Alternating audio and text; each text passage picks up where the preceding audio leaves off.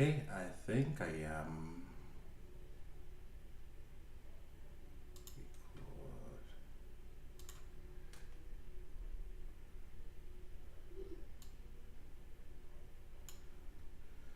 Okay, I believe we're live on YouTube. Yep. All right. It's Mr. Jason. He's not here yet. When he comes, I would make him the moderator. Okay.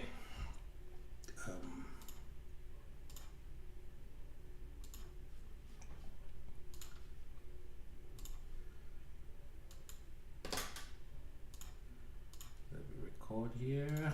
We're good. Mic is up.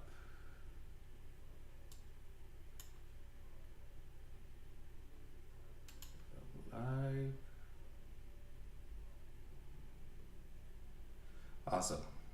Thank you. Seem to be live. Okay, so we're going to continue where we stopped. We are now at the foot of Sinai, Exodus 19.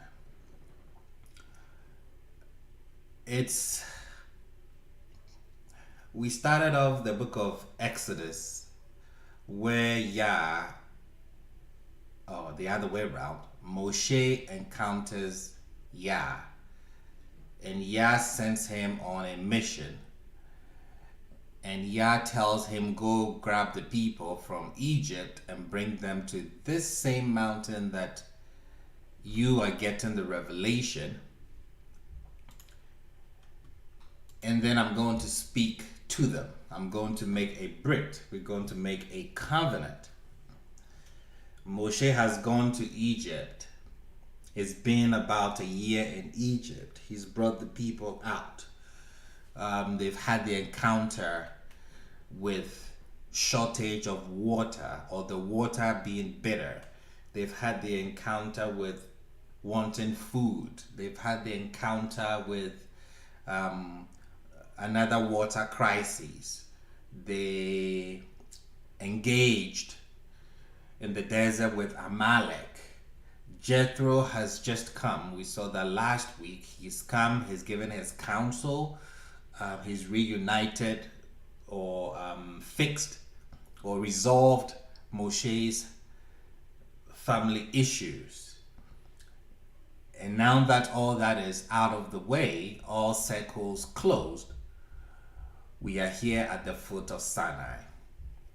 And that's where we're going to continue from. Exodus 19. In the third month,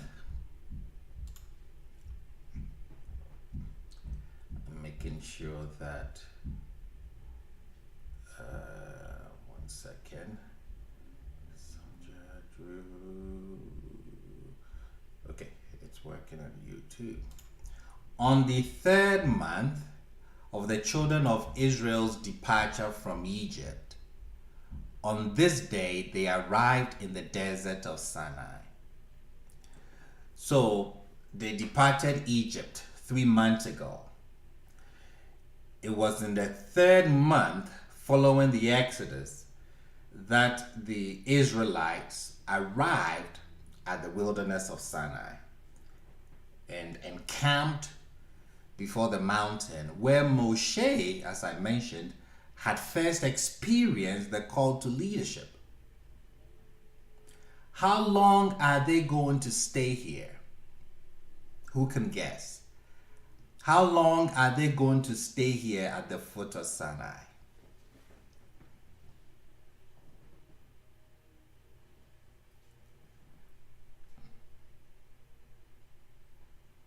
Just guess. Take a wild guess. How long, did they stay here? Rabbi, I want to say about 7 days. 7 days, okay? Anyone else?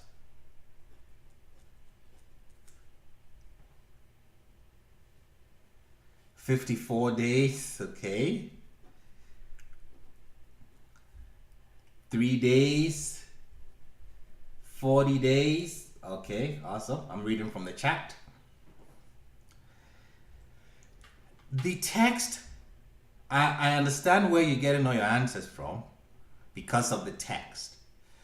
But we know one rule when reading Torah, that sometimes when you flip a page,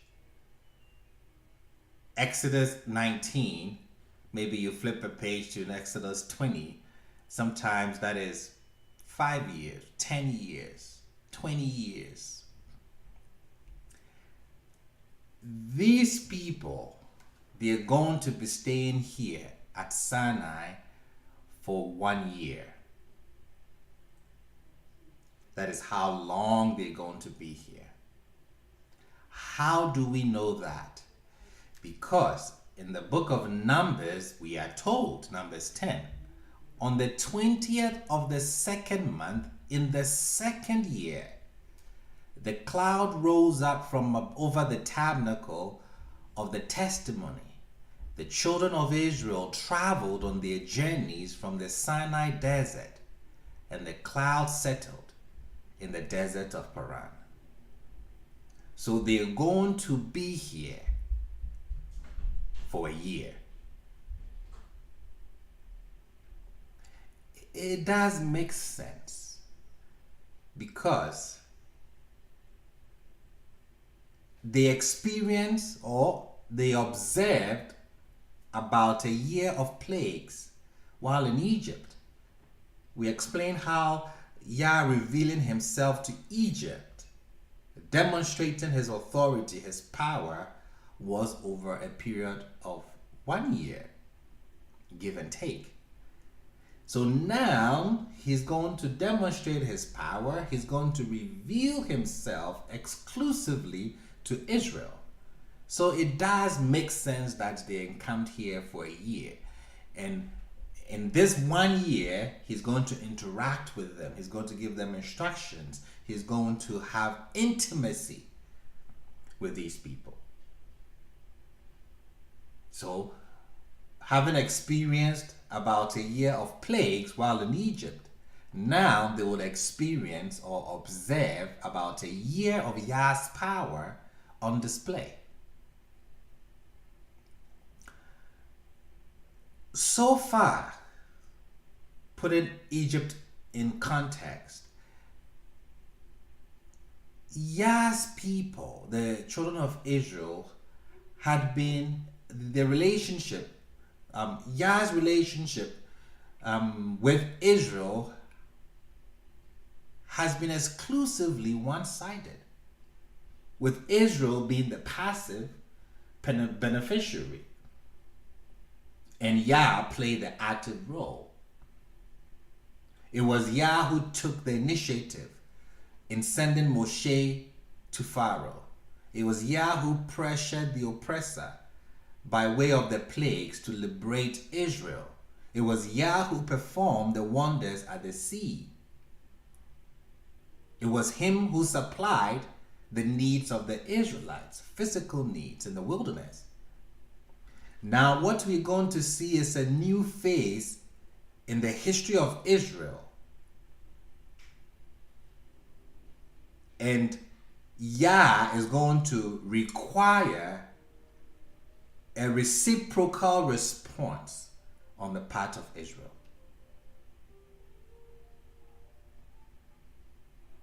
So we're going to see that.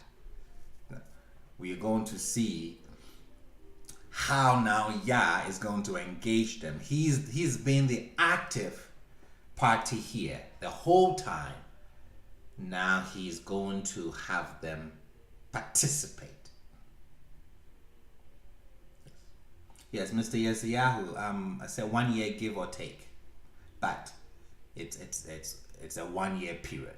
11 months, 12 months, but it was, yes, 1 year period.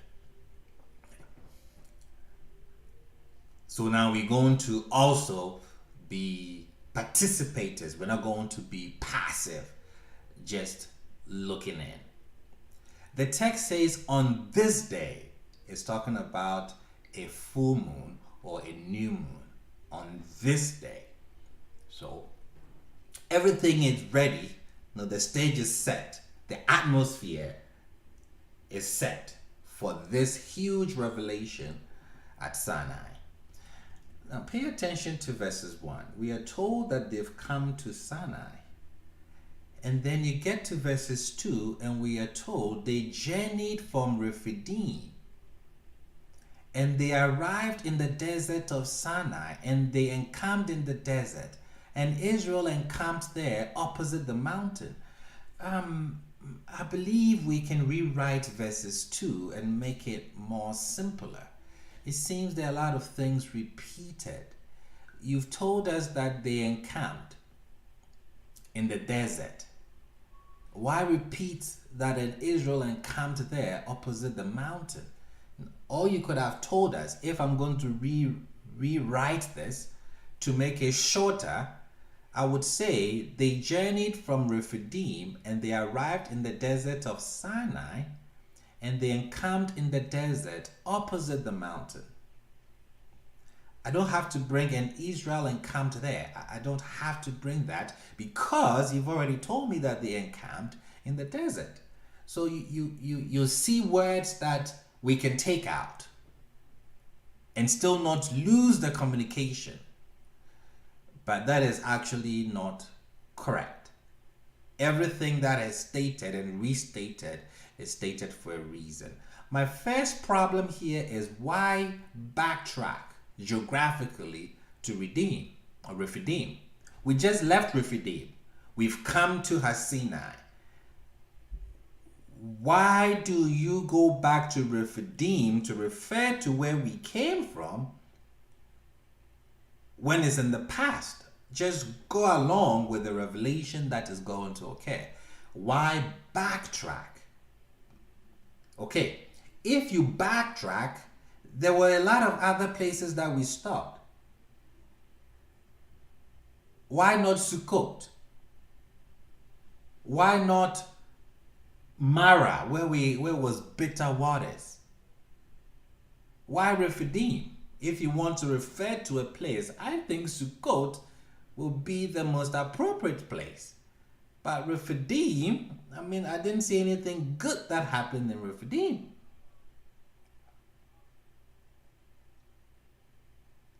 Unless somebody knows something good that happened there. The last time I checked, we didn't find water and we were attacked by Amalek. So why go back and refer to Rephidim? Rabbi, perhaps I'm throwing this out there. No problem.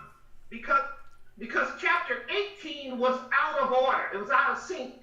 So it is we had to refer back to chapter 17 when they were in Rephidim to make the story go chronologically in order. Beautiful. So we left out a few places, but we had to go back to 17 to make the story read correctly. Beautifully. So now we know that actually we were correct when we said that chapters 18 is actually out of order chronologically. It's put there and we answered why it was there last week.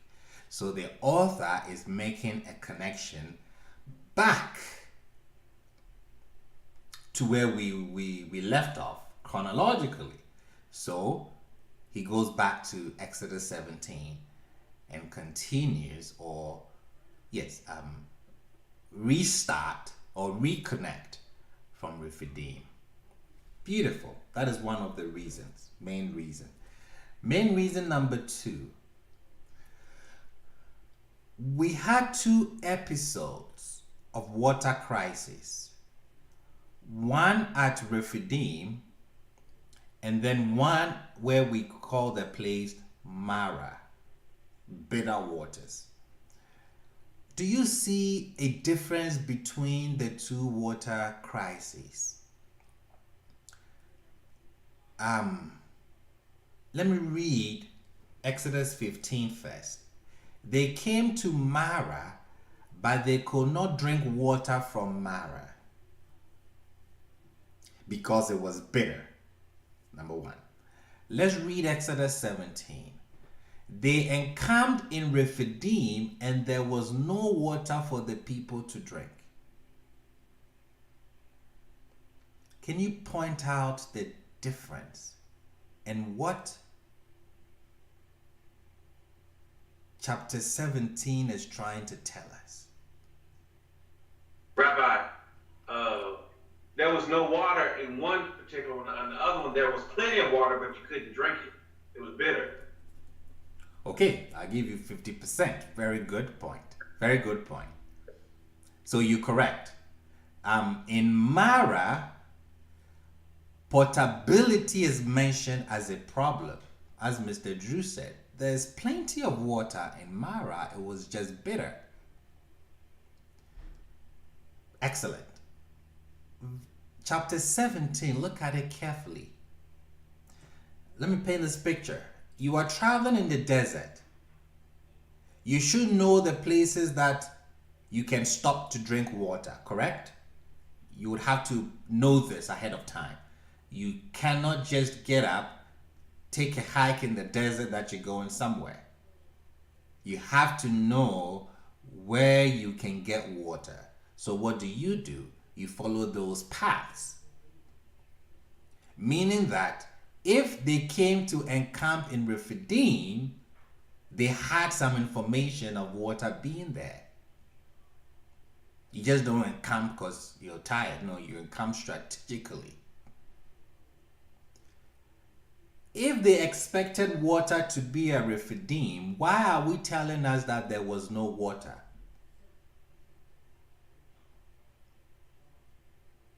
You see how? Well, Yes, go ahead. it's the drought. It could be a drought, okay? It could be. Perfect. What other reasons? You're correct. It could be a drought.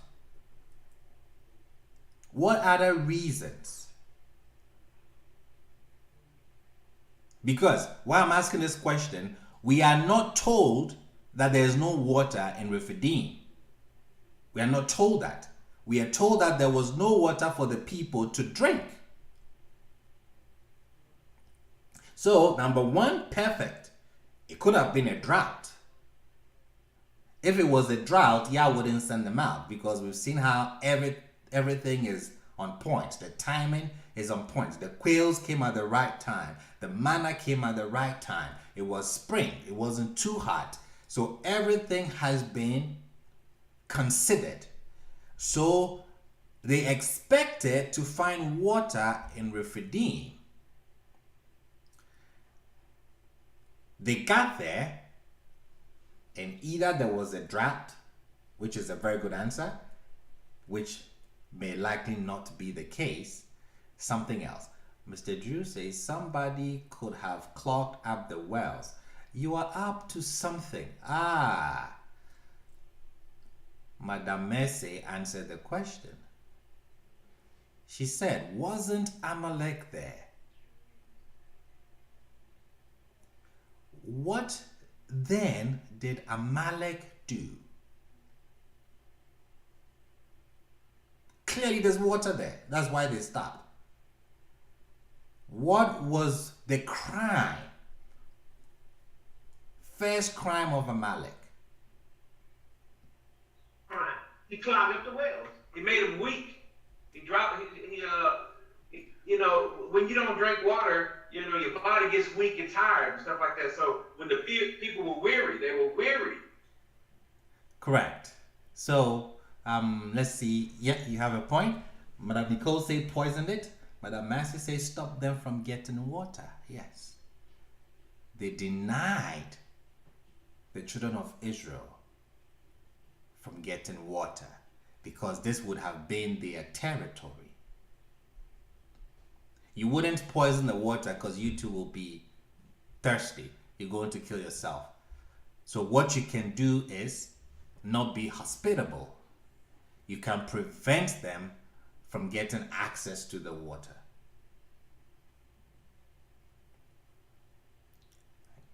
That is why the people were weak and they were able to attack them when they were journeying from behind. And we've explained Amalek, so we will not delve too much into it. So the author backtracks and paints a picture. You're telling me we're going to have a revelation, and to connect the text, you go back to Rephidim beautifully. But there has to be more meaning to Rephidim. Whether there was an experience there that is required for this revelation here. So the author is making the connection.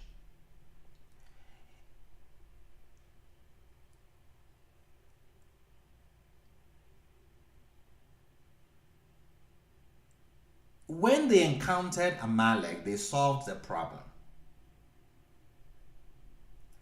They had to participate in solving the problem.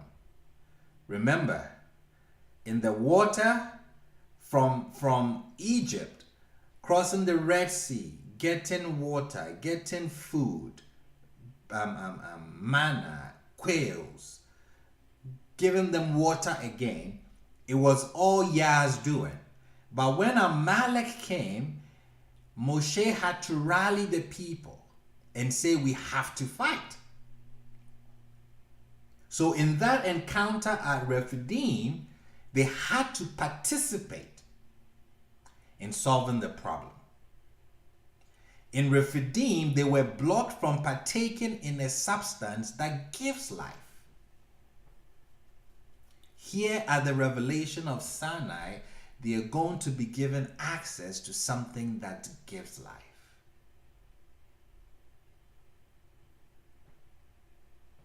Esoterically, what does water represent?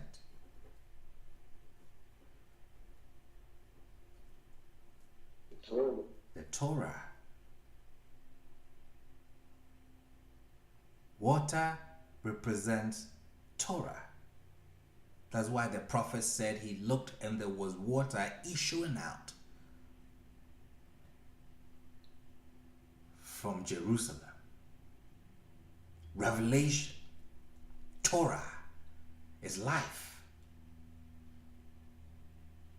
So in Rephidim, Amalek, which represents doubt, blocked you from partaking of physical waters, waters that give life. Here I'm going to give you access to something that gives life. Another water which esoterically represents Torah. Just as you had to come together in unity and purpose against Amalek, you have to do the same. They are here in unity, in purpose to receive the Torah. But it did not start off as that. If we come back to verses 19, we see that picture painted clearly. That is why I said the words that are repeated, they encamped. They were told twice. Why tell us twice? Why repeat itself? Is there for a reason.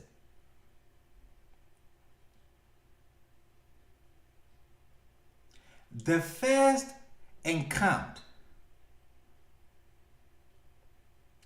is in the third person masculine plural, telling us that they are not one, they are many. They journeyed and they arrived in the desert of Sinai and they encamped. Vayehanu is the third person masculine plural. So they all came. A lot of people there. They've encamped in the desert, but they are not one. We need that unity to become a single entity to receive the Torah. So the second part of that verse, we are told, and Israel, now Israel is mentioned, and we know Israel means that their mission, Israel is representing all of them. We are told they encamped in the second encampment, Vayehin, we are told Israel encamped. And interestingly, the second encamped used there is in the third person masculine singular. Singular, one unit. After Rephidim, they've defeated Amalek. They are tired. Maybe everybody is losing hope. Whatever it is. When they came and they encamped at the foot of Sinai, they all came. Individuals came.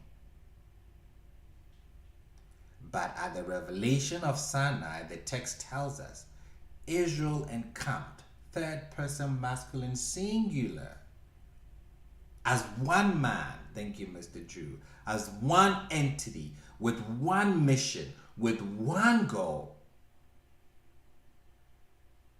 with unity, with one heart together to receive this revelation.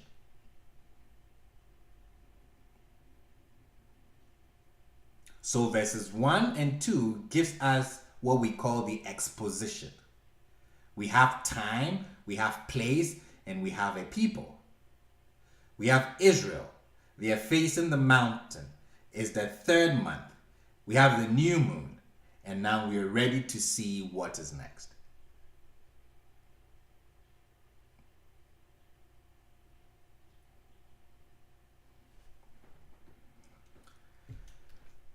Verses 3. Moshe ascended to Elohim, and Yah, Yud-Heh-Vav-Heh, called to him from the mountain, saying, So shall you say to the house of Jacob, and tell the sons of Israel.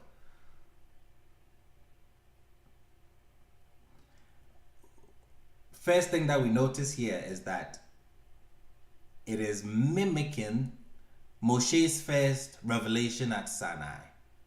This is the same place he was when he got the revelation to go bring them. We see the use of Yud-Heh-Vav-Heh and then Elohim interchangeably. I believe when I did my count, if you get a chance, count and see if I'm accurate, I saw three Elohims, and I saw 16 Yud-Heh-Vav-Hehs in the chapter. So Elohim, as we said, is the masculine energy of the God of Israel. Yud-Heh-Vav-Heh is the feminine attribute, the feminine energy of the God of the Hebrew people. So we have Elohim, Moshe ascends to Elohim, and Yud-Heh-Vav-Heh called to him. What would you expect? So let me rephrase that. If you were to rewrite what I've highlighted in verses 3, how would you write it? What would you expect?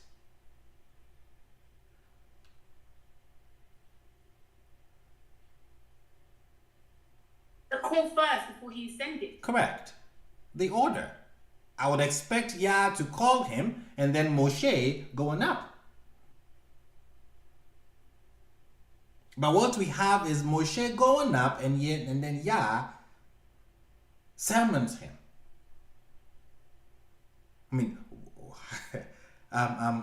what can I learn from this interaction? Remember, this is going to be something revelatory. I've always wanted to use that word. You're going to encounter Yah. You're going to have a revelation. You would expect, maybe as we've been taught, Yah to call out, and then Moshe ascends. But what we see here, remember, Moshe ascends the first time, and then Yah calls out to him. The same thing here. Moshe goes up, and Yah calls out. It is the human initiative and the human participation, as we saw at Rephidim, that is going to be the necessary condition for the revealing of Torah. It is your effort. As you push, Yah reveals. With intent, intentionally, as you push, he reveals. So Moshe, knowing this from his first experience, he goes up. He's brought the people. They are one. Now he's going up. Because he knows the moment I start that journey to ascend, Yah will descend. And that is exactly what happens.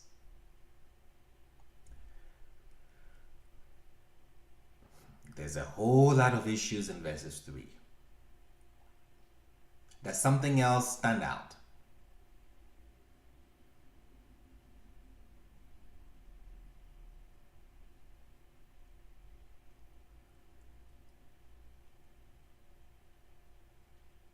Yeah. So shall you say to the house of Jacob, to the sons of Israel? Correct. Okay, yeah, I'm confused. Moshe ascended to Elohim, and Yah called to him from the mountain, saying, So shall you say to the house of Jacob, and tell the sons of Israel.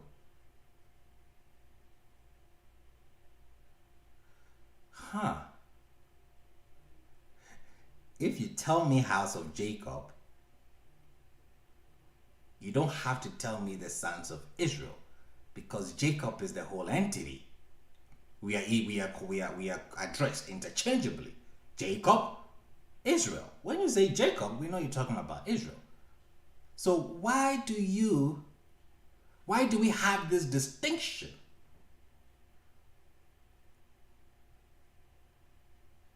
Rabbi, can I answer that? Try to anyway. Please do. What happened is, when you said the house of Jacob, that means, I'm just trying to say, is that what happened is, that's how you think as a man or as a person, But then when you say sons of Israel, that means you're stepping up your game to the purpose that the name means Israel. You know what I'm saying? So what happened is you're coming together, like you said, for that one purpose, for the being unity. But when you say to the house of Jacob, you're divided, because Jacob's sons were divided. So what happened is you're going to come together as sons of Israel, one as like one head, being Yahweh, you know what I'm saying, teaching you his laws, his precepts, his concepts, to fulfill his purpose. I'm done. Thank you. Awesome. Thank you. Thank you. Okay, so how do we understand the sons of Israel? When you say sons of Israel, who are you referring to? Is it the men? The men. It is specific there. The sons of Israel. So what will the house of Jacob represent? The women? The women. Extremely important. If you don't learn anything from the book of Exodus, don't forget this one. Exodus 19:3. The house of Jacob is the women. The sons of Israel are the men.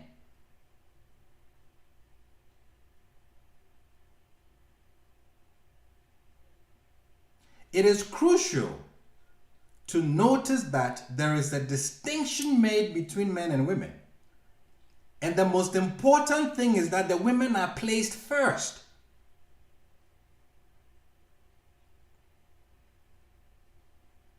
Why is it key for the women to be placed first here?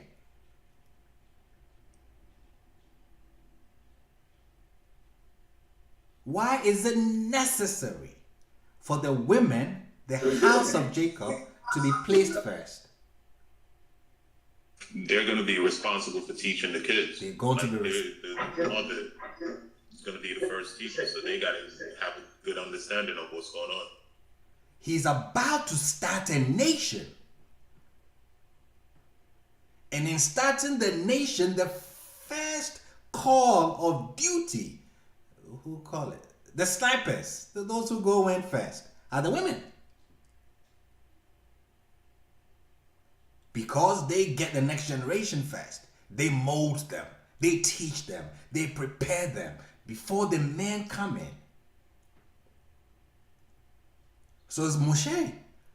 We're going to start a nation. We're going to build a kingdom. I'm going to review myself. I'm going to give you a code. How you're going to stand out amongst the other nations. But listen to me carefully. Say to the house of Jacob what I'm going to tell you. Say to the house of Jacob first, and then tell the sons of Israel.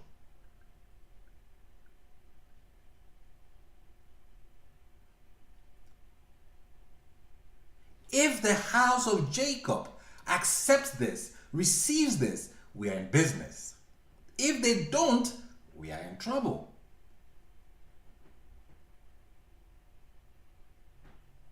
So, traditionally we say, when the woman is Hebrew, the children are Hebrew. Why? She would raise them as such. She gives them the foundation, the basis to stand on, and then the man comes in. And then he makes sure that you are not going against what Mama said. So Mama will say, I will tell your father when he comes home. And then the kid sits down. Because father doesn't play. He doesn't ask questions.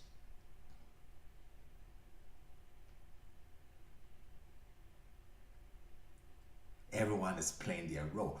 All the roles are very important. Sometimes Mama says, ask Papa. She knows why. Because Papa has been given a side of the Torah that Mama wasn't given. And how he teaches is different. So everyone's role here is important. He says, get the women. When they say yes to this, we are in business. They set the stage. Now the men will take over and continue.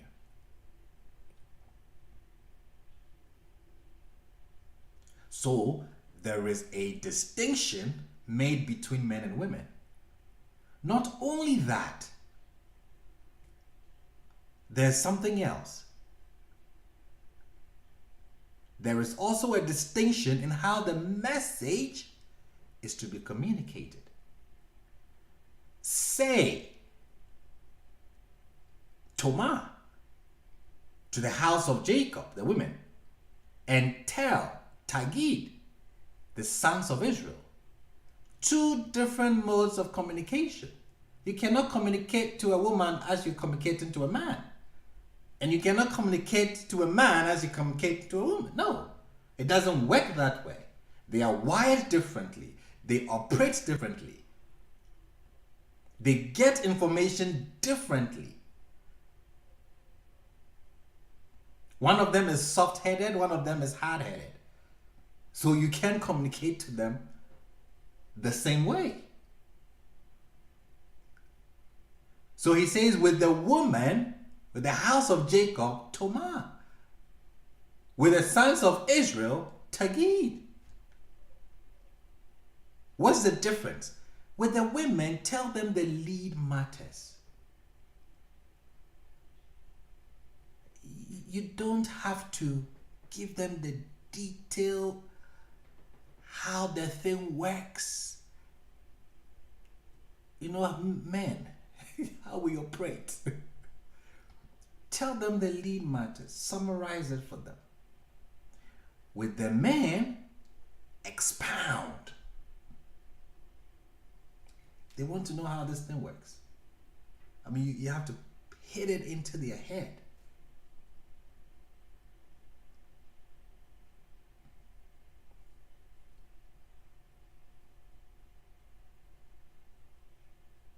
So go into the nitty-gritty of it. Tell them to wear fringes. Tell them to do this. Tell them if they do this, this will happen to them. Tell them if they don't do this. Go in there. Let them argue it. That is how they learn. Let them debate it. They get a kick out of that. So 2 different communication modes here.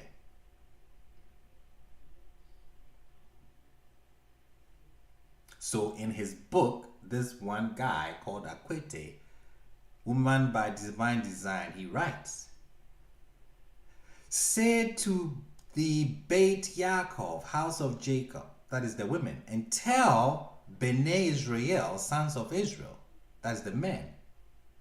And then he writes, it is crucial to notice that there is a distinction made between men and women, and the women are put first. There is also a distinction in how the message is to be communicated. Moshe is asked to say, that is Tomah, to the house of Jacob, that is the women. And then he's asked to tell, Tagid, the sons of Israel, that is the men. To the women, Moshe is asked to Tomah, to say softly, the lead matters. Do not go into the details. Just tell them the main points. To the men, Moshe is asked, Tagid, to tell harshly. Give them the details. It would seem that the women are being told less, but that is not the case. The instruction is to tell them the general principles behind everything, as opposed to the specific functional details. That's why Mama will say, will this go as Papa? Because the question that you're asking, you're looking for someone to expound, tell you the nitty-gritty. That's how Papa is wired. Go to him. The assumption is that they will be able to derive, that is the women, derive the specific functional details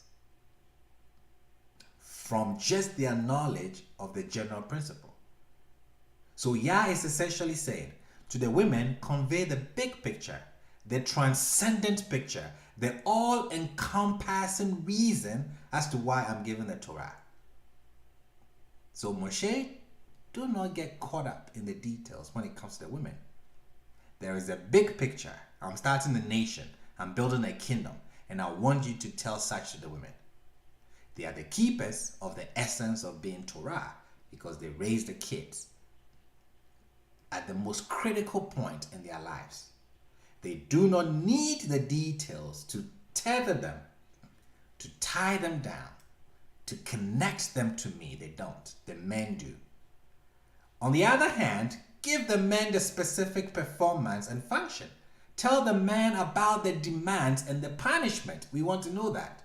So you can find out if there's a loophole that I can, get away with something. That is how men are wired. So tell them the punishment, tell them the law, and tell them the punishment because I know them. Be tough. If you're not tough with them, they will take it for granted. Emphasize that this is what Yah expects from them. So we have here Yah saying, say to the house of Jacob, and then tell the sons of Israel. So the communication is specific. So when a woman teaches her Torah, or women teach their Torah, is different. They are soft-spoken. When men teach, they are we want to debate and argue. Not that we are fighting, but that is our energy. That is how we learn. So what is amazing is that Yah is going to speak to a whole bunch of people. The women will hear what he's going to say differently. The men will hear it differently. But it's the same Torah. So you've noticed when we are studying on the Shabbat, Madam Cynthia will come in and she wants it to make sense on a level. Madam Drew will chip in. If you pay attention, they come from a different level, a way different level. Mr. Jason comes in and gives the details and says, here, history, blah, blah, blah. You notice that the women don't emphasize on the historical part of it. The men emphasize on a whole lot of things. Mr. David reads ahead of you. And then he finds difficulty and he says, I wonder how Rabbi is going to solve this difficulty. Because it seems to contradict something that we learned there. That is, men, they are weaving things and all over the place. And that's the beauty of Torah. So the women teach the kids a certain way. And then the men come in and teach a certain way. It makes it all beautiful. The children are not mentioned because the children are the most important ones here. We're trying to build a nation. It needs to have continuity. But the man and the woman need to play a certain role for that continuity to happen.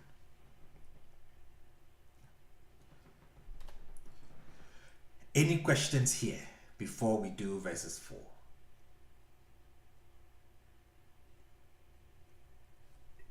Yes, I have a question about the mixed multitude. I assume, since you explained it this way, that it can't be that the Hebrews are one and Mizraim would be the other. No, so everybody who is standing there is being seen as an entity. So there is no Egyptian, there is no Moabites, there's no.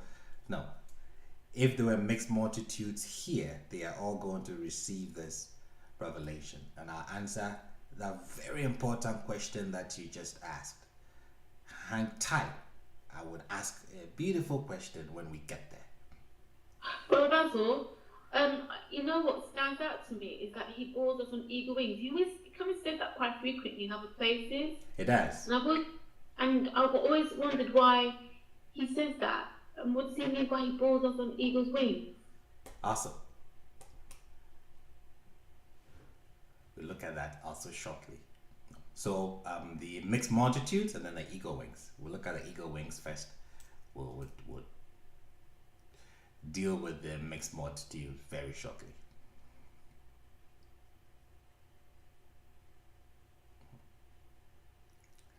So now, if there are no more questions or comments, we've seen the stage being set. We've seen Rephidim. We've seen how the message is supposed to be communicated to the house of Jacob and the sons of Israel. And the women are put first. He's starting a nation. He continues with that theme. You have seen what I did to the Egyptians, verses 4, and how I bore you on eagle's wings, and I brought you to me. Very easy question. The eagle mentioned here, is it a male eagle or a female eagle? Is it a mother eagle or a father eagle? Female eagle. Mr. Jason says a female eagle, and he is correct.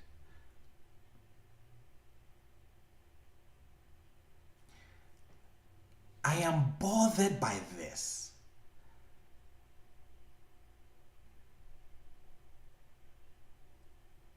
The reason why I am bothered by this is Yah doesn't usually speak like this. He would say, I brought you out with a strong hand, with a mighty hand. It's more, or usually, what we call anthropomorphic, using human language, having a shape of a man. That is how he speaks. We saw that when he went to Egypt. But here he's using what we called gynomorphic language, which is a word used to describe an organism with female physical characteristics, instead of ascribing human form. Andromorphic.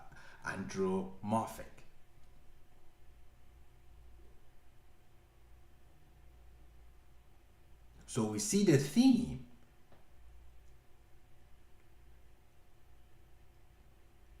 Oh, Madame Marie, can you unmute your mic and pronounce it for me? It's gynomorphic. Gynomorphic, thank you very much. Gynomorphic. I'm from Ghana. My English is not good. I always tell people that. That's good. I always tell people that. Thank you. Gynomorphic. Awesome. Rabbi, Mr. Jason. so it's a little loud here. I'm in my car, but it makes perfect sense as to why he would say he bore us on eagle wings. And it's in the mother tongue, because I guess he's trying to describe to us the nature of love in which he brought us out of there, as a mother eagle going in to rescue her cubs if they were in danger or something of that nature. Correct. So the language to me makes sense. Yes. And in that sense, Yes. as far as God being the mother of us also. Yes. Yes. Awesome. Correct. Because initially you get here and you say, wait a second, it's always the arm, he's always flexing his muscle, and then here in trying to birth a nation, he's become more soft. He's a mother. Yes, it is necessary, because that is the energy that is needed at the most critical stages of a nation. And then the nation are the people. It starts with the children. Yeah. So you have to nurture them. Go ahead, please. Now, that is really a true statement. That's even though it's a gynomorphic language, it really is a true statement, because mother eagles do fly under their wing, their children's wing, to help them fly. They'll push, jump them out of the nest, but they'll fly up underneath them to help them, stabilize in case they need to, in case they fall. So yes, they really do that. Correct. So he's using feminine language here to tell them this is what we're doing. We're going to birth something, and we need them feminine energy. We need the masculine as well. But at this point here, the feminine energy is so critical. We know it's a mother eagle because Deuteronomy 32 tells us that. When the Most High gave nations their lot, when he separated the sons of man, he set up the boundaries of peoples according to the number of the children of Israel. Because Yah's portion is his people, Jacob, the lot of his inheritance, he found them in the desert land and in a desolate, howling wasteland. He encompassed them and bestowed understanding upon them, that is the Torah. He protected them as the pupil of his eye, as an eagle awakens its nest, hovering over its fledglings. The mother eagle. Awesome. Now he says, I bore. Madam Cherie, go ahead.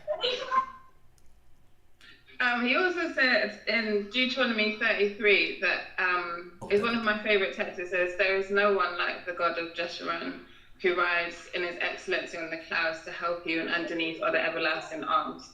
And I always think the everlasting arms are like the eagle's wings, because it kind of follows on from that verse that you just read in chapter 32. So it all kind of follows through, and it's interesting how at this point in Exodus, it starts off with that eagle imagery, and then it ends in that way as well, almost like the reminder is just that this is how he loves us, this is how he protects us, and how he will always be there with us. Correct. Awesome. Rabbi, I'm straight away a little bit, but do you think what we're going through now with the pandemic and the whole bit and the, I strongly believe they're looking to wipe us out? Huh. How do you feel? What do you think? Do you think we look based on all this topic, we can more or less rest assured, knowing that, once we believe that we will be protected as a nation? Correct.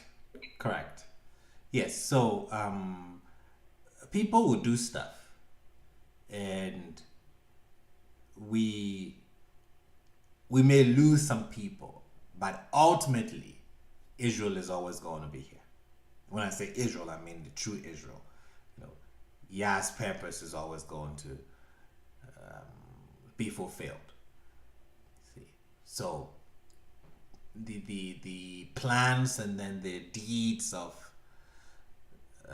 if indeed the deeds of evil ones, no, to wipe out all of Israel, no, that's not going to happen. No, it's not.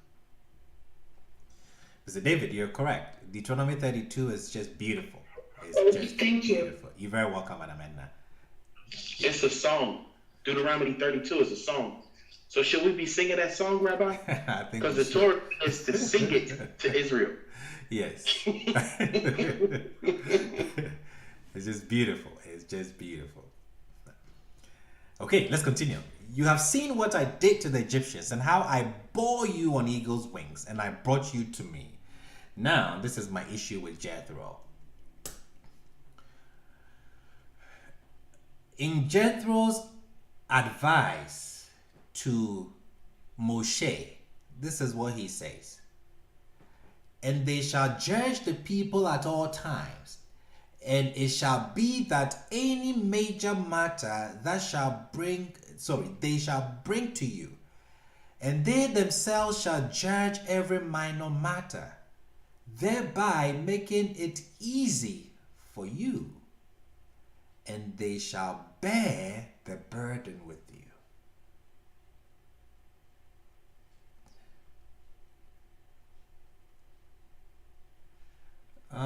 Do you see the issue that I see with that counsel?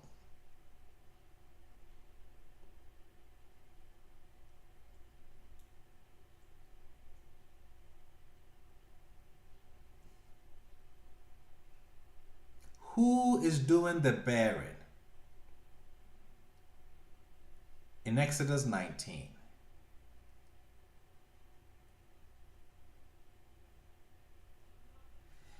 Yah is doing it. Yah is doing it. What is Jethro advising? To cut Yah out the picture and spread it out to the elders, the leaders of tens, hundreds, and thousands. Jethro. Ha! So, his counsel is on point. His ending is problematic. I would say, therefore, making it easy for you, and they shall help you, maybe with your assignment. Moshe is not the one bearing them. Yah is. Yeah, the assignment is difficult, it is. But don't lose focus, because you cannot bear them. You cannot. It is Yah who does it. So his counsel is on point. But the ending part, when the judges that you pick help you bear a burden that you're not supposed to be having, you're playing God. So Jethro speaks to Moshe about the need for Moshe to appoint others to help him carry the burden of so much litigations. And in Exodus 19, it is Yah who has carried his people, and he's going to keep doing that. So either Yah is carrying the people, or the people are carrying Yah. One or two things. Either Yah is carrying, or they are carrying Yah, because it is his burden. That is why Isaiah, I like this verse, Isaiah 1 tells us, Baal squats, Nebo soils himself. Their idols were to the beasts and to the cattle.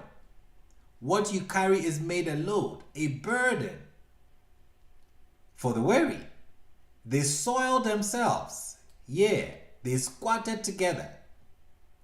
They could not deliver the burden, and they themselves have gone into captivity. Imagine your God going into captivity. How does that even make sense? These are gods who must be carried, especially when they are in great danger because of the invading Persians. You are running for your life and you forgot, oh boy, I did not pick up Nebo. And then you run back into the city to grab Nebo, your God. You're carrying the burden of this supposed deity. No, nobody wants to do that. It makes no sense. Yah is the one that carries.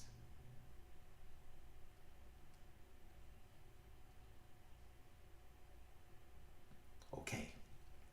So Jethro, thank you. But thank you again. I'll leave it as that. So you look at verses 4. You have seen what I did to the Egyptians and how I bore you on eagle's wings and I brought you to me. Who is the target audience for verses 4?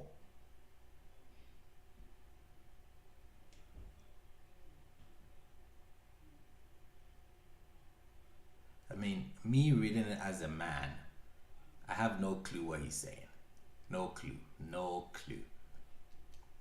A woman may look at it and say, oh, eagle. Ah, eagles. There. But Cherie wrote something in there. The eagle does this. She's speaking as a mother. She's speaking as a woman. That makes sense to her. I don't get verses 4.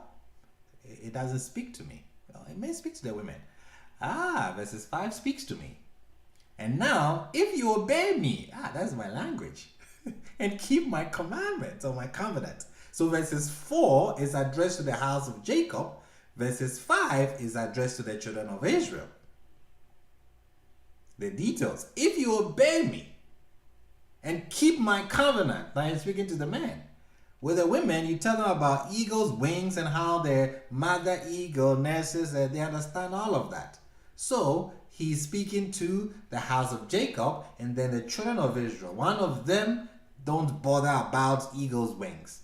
We'll shoot the eagle with our catapult when we see it, as the man. But if you obey me, we have to obey something. There's a covenant, okay. We have to make sure that we keep the covenant. See, that's why most of our men, anytime you speak, the law, statutes, and commandments, it's fascinating to us. Okay, that's how we are wired. So he's speaking to the two audience that he has there. The house of Jacob and then the children of Israel, or the sons of Israel.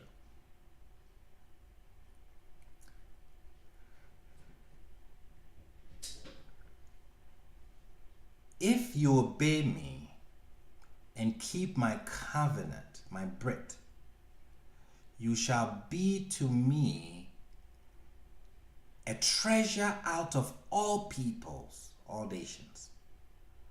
For mine is the entire earth, and you shall be to me a kingdom of priests and a holy nation. These are the words you should speak to the children of Israel.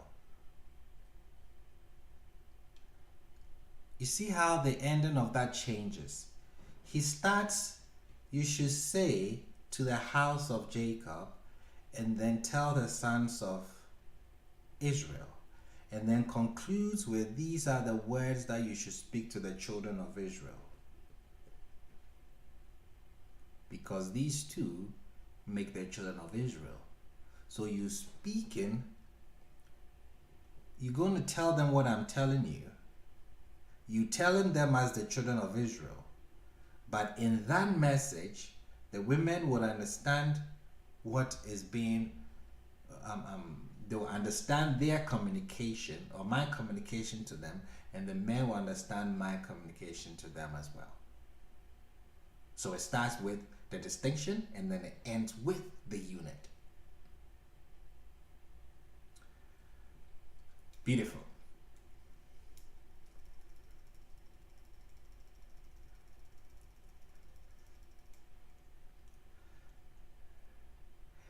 It says, if you obey me, if you keep my covenant,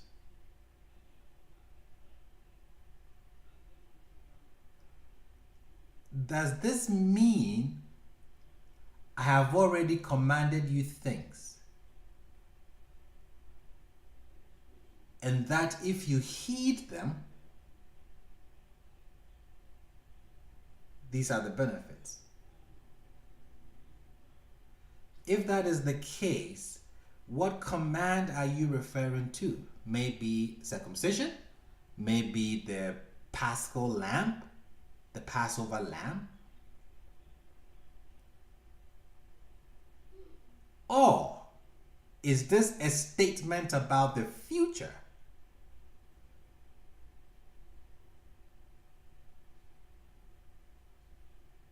You're making a bridge. Everybody says future. Awesome. It is true. It is the future. If it is the future, Mr. David, what is your problem with the covenant? I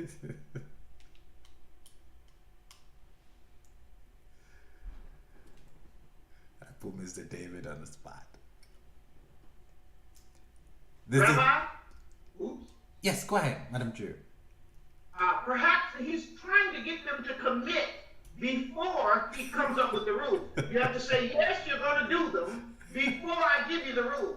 And a lot of times that's what, as a parent, you do that. Now, I'm going to tell you something, but you're going to have to commit to it before I even tell you. So that's a parental trick. But the thing is, there's a problem with that, Mrs. Drew. I was just about to say, before you got that, you know, it's supposed to be an agreement. So if you want me to agree and do something, then you're supposed to tell me what it is. And then I'll say, well, yay or nay, you know what I mean? Because if I say yay, and you tell me, well, take your son up on the map up and kill him, I'll be like, dude, that, you know, is that those type of conversation? I think, isn't it supposed to be like an agreement? Correct. No, if you're a child, I don't have to agree. Not necessarily so. So it is as a parent, when I ask you to do something, I haven't even told you what it is, but you're the child. You don't get to debate back and forth with me about anything. When I lay down the law, that's the law. And so you can either at that time choose to do it or not. Then you got to see daddy. But after that, I don't have to make amends with you. I don't have to make concessions with you. You're the child. So at this point, we're a baby nation, and I think that the father is going to make is asking us to trust him. Trust me on this one. Since that I'm the parent, I know more than you. I know better than you. Here it is. I want you to concede before I tell you the rules. I think Mrs. Drew, but you know what it is? It's not even about concession. It's about let me know what it is that I'm agreeing to. Rather than a concession, I just need to. It's like, you know, it's like essentially it's like when you're agreeing something in court, they will say to you, did you know about this before? Did you agree? Did you understand what it is that you're agreeing to? Did you have the support of a lawyer? And I'm just giving you like a simple version of that. So I'm not looking at it just as a parent, but I'm also looking at it as also somebody he constantly says that he's just, constantly says that he cares for us. And so I'm looking at it from that perspective as to why that would be a problematic. Does that make sense? Not just as a parent, but as in that context. Correct. Yeah. Rabbi. Madam Phyllis. Rabbi. Madam Phyllis. When I look at it, it's as though, but didn't Yah has already proven himself to him, to them. Ooh. This is not a blind, to me, I don't see it as a blind, obey me, because he went down, he brought them out, he fed them. I mean, he's been their provider the entire time. So now I step forth and I say, I need you to obey me. I need you to follow this. Well, to me, he's already set up the blueprint for who he is, beautiful, and who they are to them, how they are to him. So therefore, it would seem to me, if I'm there and I'm thinking, I'm weighing my options, I'm going, well, look, this is what he's done, this is what has been done, this is what, so I'm just going to obey him. I didn't know him before, I didn't have this. He did it without giving us all these commands. He blessed us, so why not follow? So to me, it's easier to follow him when you consider how he has shown himself to them. It's not, to me, I don't look at it as a blanket, follow me. Awesome. That is beautiful. That is beautiful. Rabbi, didn't we? Yes, Madam Nicole, go ahead. Didn't we kind of go over this last week when you were saying that that's how Israel ended up with the Torah? Correct. Was because the other nations it was given to them, but they wanted to know what the consequences and what the results would be before they accepted it. But Israel itself just decided, we're just going to go along with it and accept it regardless of knowing what the outcome will be. Correct. Yes. Rabbi. Mr. Jason. Also too, Yah had already proven himself as the patron deity with his acts in Israel. So whatever statute, laws, and commandments that he would set forth afterwards wouldn't matter that they didn't see the contract, because he already proved himself worthy of that contract by freeing them from their previous oppression. Awesome. So that's how come he could raise that question to them. True. Y'all need to agree before I show you this. Yeah. And the reason why is because I've already showed you my power. You already know what I can do. You're out here in this wilderness, not of your own, but of my doing. So it makes sense. Awesome. You see, when I was reading this, when I was doing my notes and I got here, I was laughing so hard. You see how we're looking at the women being put first. We saw the mother eagle. The moment I read this and I'm like, okay, you haven't told me the details, but you want me to agree. Don't women do this all the time? Your wife will come and say, hey, say yes before I tell you what I want to tell you. How do you want me? Okay, all the time, Rabbi. All the time. What do you mean I should say yes first? Like, no, you cannot say no. Say yes and I'll tell you. So when I was doing that guy, I was just laughing. I'm like, yeah, this is all feminine language here. So you're telling me, okay, I am ready to give you a covenant, but you have to agree to keep it. If you do that, then you'll be a treasure to me. Meaning that the result of accepting a covenant that you don't know its details is being kingdom of priests and a holy nation. Well, this does not make sense to agree to a Brit that I don't know the basis. I mean, what is in there? What is detailed? Why should I accept a Brit from you? Why should I say yes before you tell me what is in there? Well, as Madam Phyllis said, we can make that decision because we have evidence. He tells us before he proposes this thing. He says, you have seen what I did to the Egyptians and how I bore you on eagle's wings and I brought you to me. Based on my resume, my track record, what I have proven, I need you to respond yes before I reveal the covenant. So they are saying yes without knowing what is in there, but based on the person's track record. It's like somebody coming to say, hey, Sister Ife, I want $4,000. Say, oh, when do you want it? You sent it. I go to someone else, my neighbor, I want $4,000, and I have to write a thesis. Why? They are both right. No one is wrong here. I may have a good resume with Sister Ife, so no questions asked. My neighbor may not know me. Sees that, oh, he sounds like a credible person. Ask all the questions and then gives me. We have, the situation here is like me and Sister Ife. You have enough dealings to know that the Brit or the details of the Brit is not something that will go against you, that will hurt you. No. If he's Boaz, he came to take us from our situation. He's Boaz on eagle's wings. He's parted the Red Sea in front of us. He's given us water. He's given us food. And we are here. Sure, anything you say, I'll rock with you. So, Rabbi? This is what is happening here. Madam Cherie. He gives you get more context on it, like what you're saying in Ezekiel. I think it's Ezekiel 16, and he talks about how when you were born, nobody cleaned you, and you were just kind of left by the wayside, and I came and I cleaned you up, and I anointed you, and I fed you, and I clothed you. And then it was the time for love as you grew and matured and stuff. And so you get this really beautiful image of somebody who's been kind of abandoned and not looked after, and then somebody comes along and really cares for them and kind of transforms them.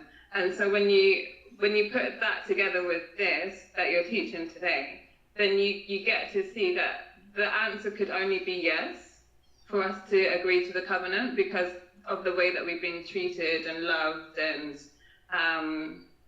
kind of raised up from the ground. Yes. Awesome. I do agree. 100%. 100%. Awesome. So we continue. And now, if you obey me and keep my commandment, you shall be to me a treasure, Zekulah, out of all people, for mine is the entire earth. Now, this, I think Madam Cynthia will get a kick out of this because she likes this topic. She likes seeing Israel as this, not as a religious group. This word Zekulah is not a religious title or is not religious language. We've discovered writings from the city of Alakal.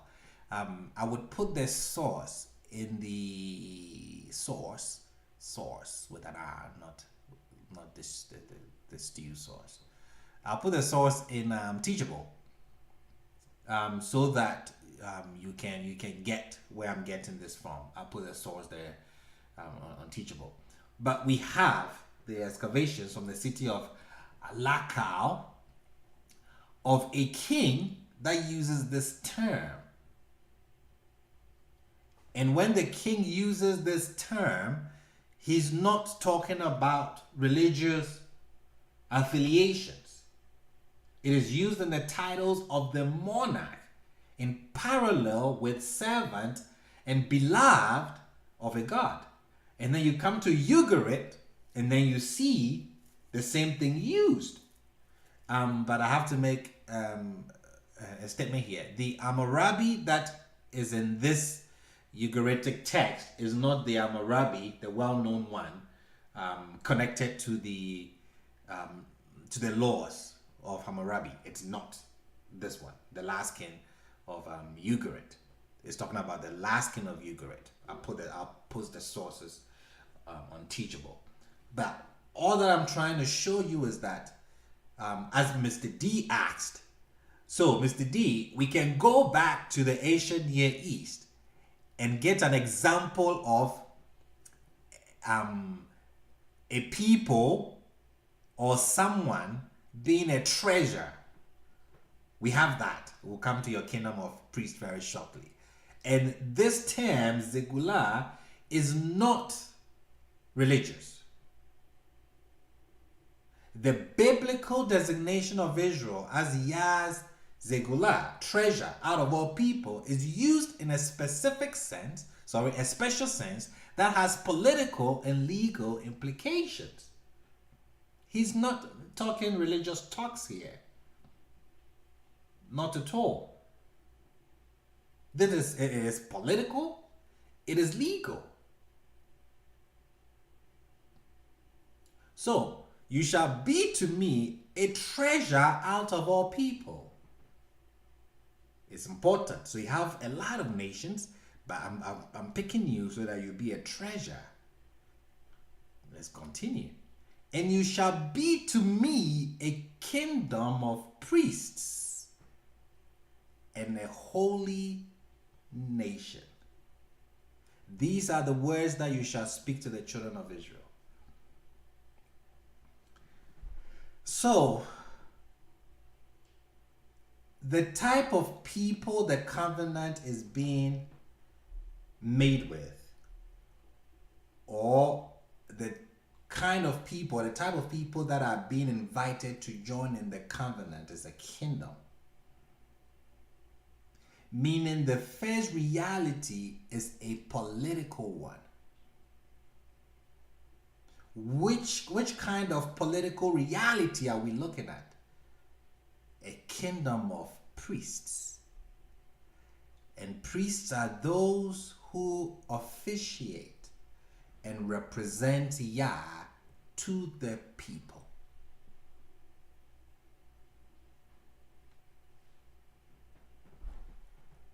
I'm going to answer Mr. D's question. Who is or who are being made the priests?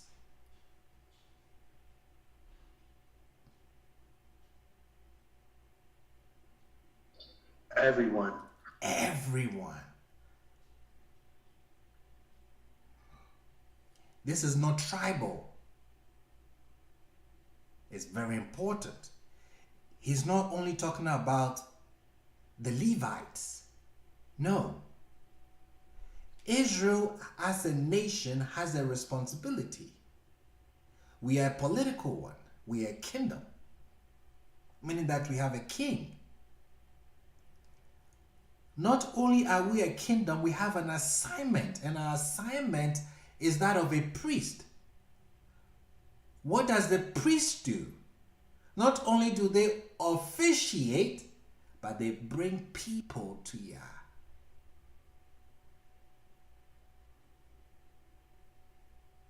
With that said, the revelation at Sinai, the giving of this Torah that is going to be given to us, who is it ultimately for?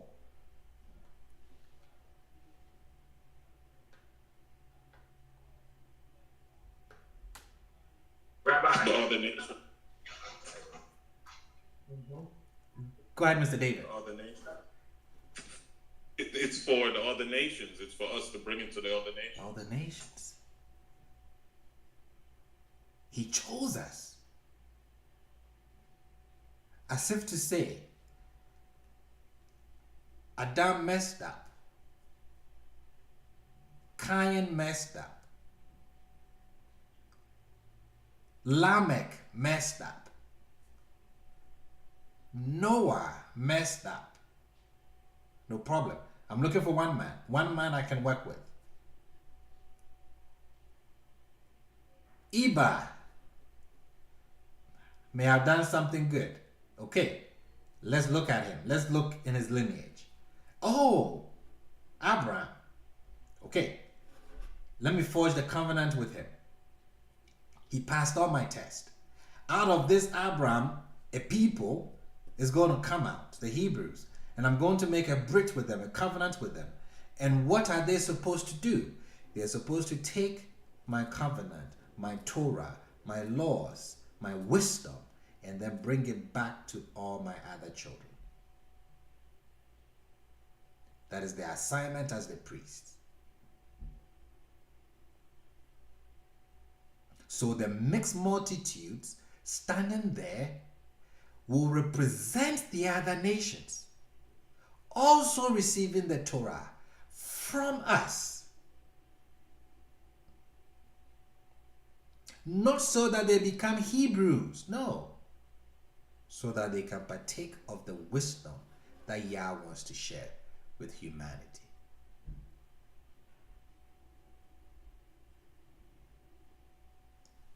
This is the revelation here. Most of the time we focus on our Torah, our Torah, our Torah. Yes, it is our Torah to give to the other nations, to live by it, so that the other nations will see, so they can ask, why don't you eat animals that have died natural deaths?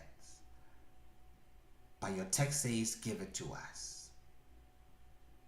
Well, because you did not drain the blood. The animal died a natural death. Maybe it's too late to drain the blood. You cannot eat the meat. Why? Because the life of the animal is in the blood.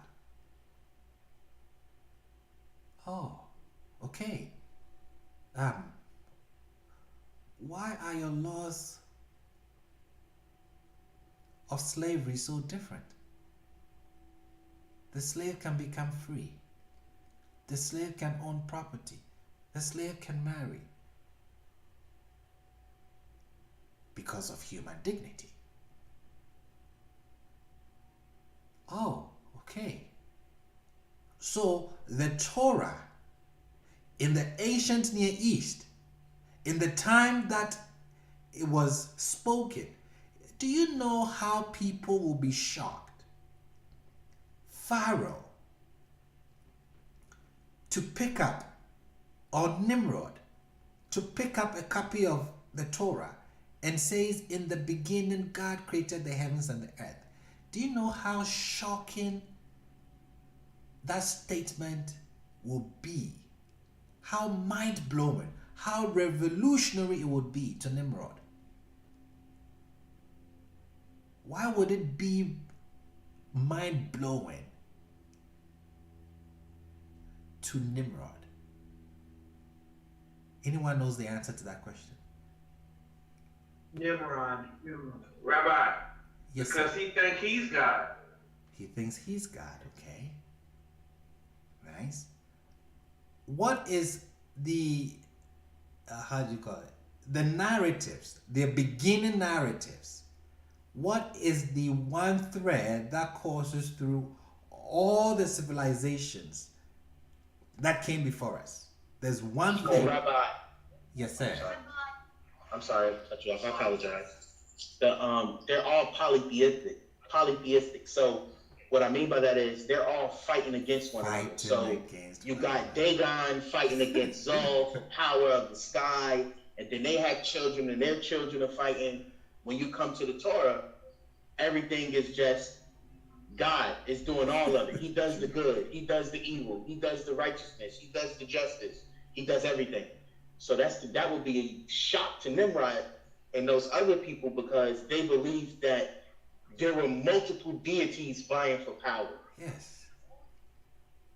And then Moshe, this lunatic, sits down and says, in the beginning, God. What? That is a polemic statement. No one is fighting. All those other deities that you mentioned, are you serious? There is one that sits on top of all of them. He created the heavens and the earth. So everyone will be shocked. That is the wisdom. Moshe says, this is your wisdom, that the other nations will see. So it is written, the commands are put there for the other nations to see, and they would say, what nation has such wisdom? What nation has, so close to them to give them such righteous laws? So the Torah is given to us, and we have to take it back to the nations. When we break it apart, decipher it, decode it, and bring solutions from it. And that picture is powerfully painted with the life of Moshe, the one who gives the Torah. What happens? I want you to replace the Torah with Moshe, because he's the custodian of it. The Torah is put on the waters of the Nile in a basket. And then the queen of Egypt, or the princess of Egypt, picks up the Torah. What does the text tell us? She tried to get something from the Torah, but the Torah will not open. Are you following me? I hope you're following the story and you see what I'm replacing with what. The princess picked Moshe from the basket, and he won't stop crying. He won't feed. That is the Torah. What happens? A Hebrew comes, Miriam, and says, should I go get the people that the book was given to them so that they can nurse and return it? Can I go call a Hebrew wet nurse? She said yes. She came and took Moshe. She took the Torah, brought the Torah home, nursed the Torah. That is Moshe. When the Torah was weaned, she brings the Torah back to the other nations, represented by Egypt, represented by the princess of Egypt. And what did she say when she got the Torah? She named it Moshe, because I drew it from the Nile. I told you water represents Torah. After the Torah has been broken down into pieces, chewed on it, proven it, applied it, now we can bring it to the other nations and say, what wisdom is this?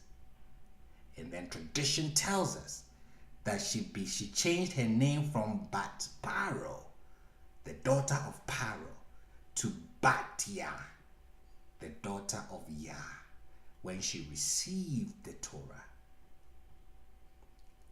This is our assignment as Israel.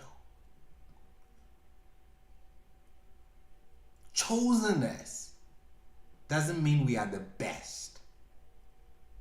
Chosenness means we have an assignment.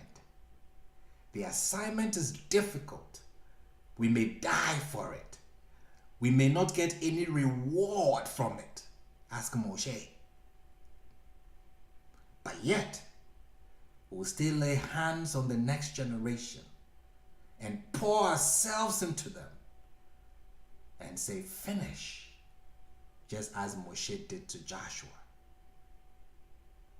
To be chosen is not a benefit. It is work. It requires sweat and blood. Sometimes it's good not to be chosen, so you can eat whatever you want. You cannot do that if you're chosen. If you're a priest, look at the rules given to the priests. Who wants to be a priest? Come on. But that is our assignment. Yah invites Israel, in closing, into a covenant relationship with himself. The covenant does not make Israel into Yah's people. That is not what the covenant is, because we are already his people. Madam Cherie mentioned that in the chat. How do we know we are already his people? Most of the time we misinterpret this and say he made us his people. No, that did not happen in Sinai. We were already his people. Exodus 3 tells us. And Yah said, I have surely seen the affliction of my people. Exodus 3:10 tells us. So now come and I will send you to Pharaoh and take my people. Exodus 5 tells us. And afterwards, Moshe and Aaron came and said to Pharaoh, so said Yah Elohim of Israel, send out my people. So Yah invites Israel into a covenant relationship with him. The covenant does not make sense. The covenant does not make Israel into Yah's people. We're already his people.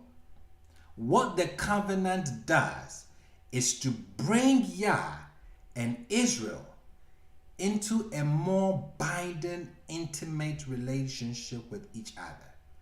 More like, until death do us part. For Yah's covenant people, the new relationship involves privilege, my treasured possession, a calling, a kingdom of priests, and a certain kind of character, a holy nation. I repeat that.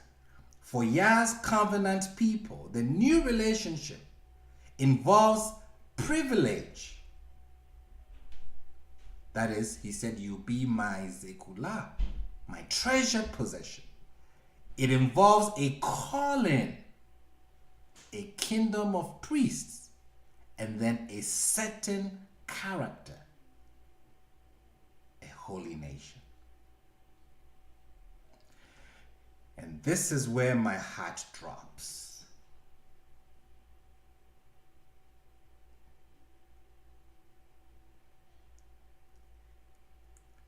This is where my heart drops.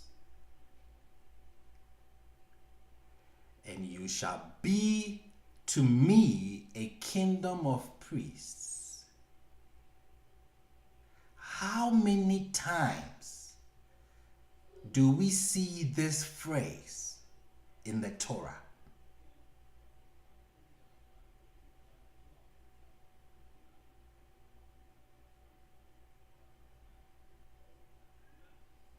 Not prince, a kingdom of priests. Not only princes, a kingdom of priests. That prince is there is priests. The phrase is never repeated in the Torah.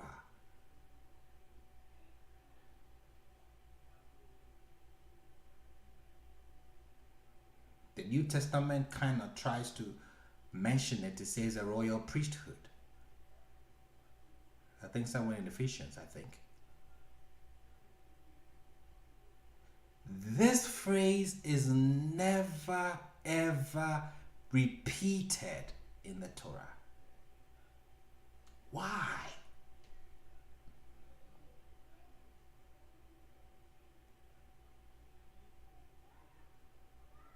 Holy nation is repeated.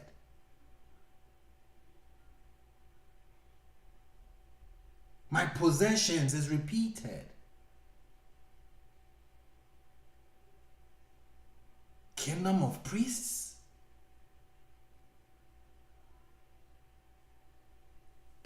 What is going on?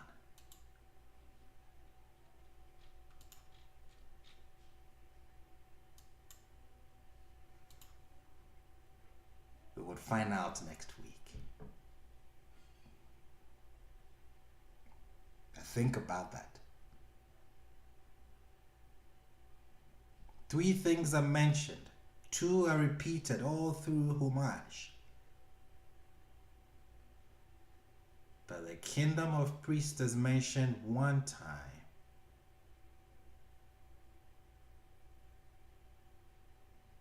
never repeated. Could it be the way they responded or answered to the Brit? Are they suffering from what happened to Moshe, where the assignment had to be watered down, if you remember? They won't believe me. They won't heed me. Send someone else.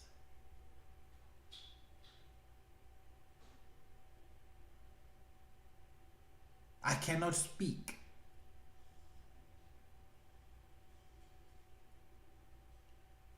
Why is this the only place that it is mentioned and it doesn't show up again?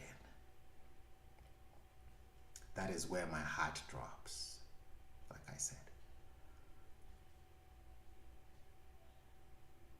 We'll find out next week. Questions, contributions, additions. I'm sorry, it wasn't supposed to be next week. It's part of the class, but I'm looking at my time, so pardon me. I have a quick question, I believe. Mr. D, yes. Were the Levites priests? And if they were, was he expanding it from the Levites to everyone? Yes, so the Levites were priests in Egypt, not official priests. He hasn't made a covenant with the Levites yet. So they did have Levites, or the tribe of Levi, officiating as their priests, as every nation did have. But what we're going to have is a covenant that is going to be made with Aaron and his children, and then Aaron and his siblings. That hasn't happened yet.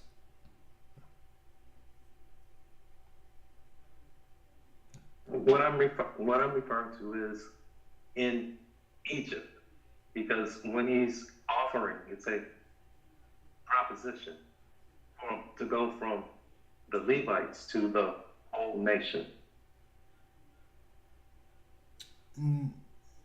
So let me get this.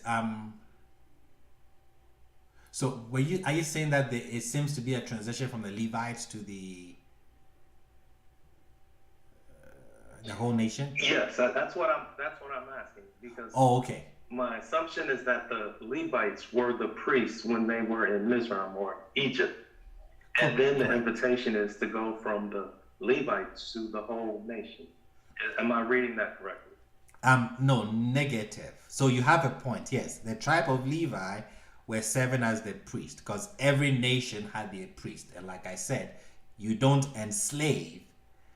Even when you capture a people, you don't enslave their priest. You give them freedom of worship because you want to have an allegiance with their deity because they were polytheistic. That's how they roll.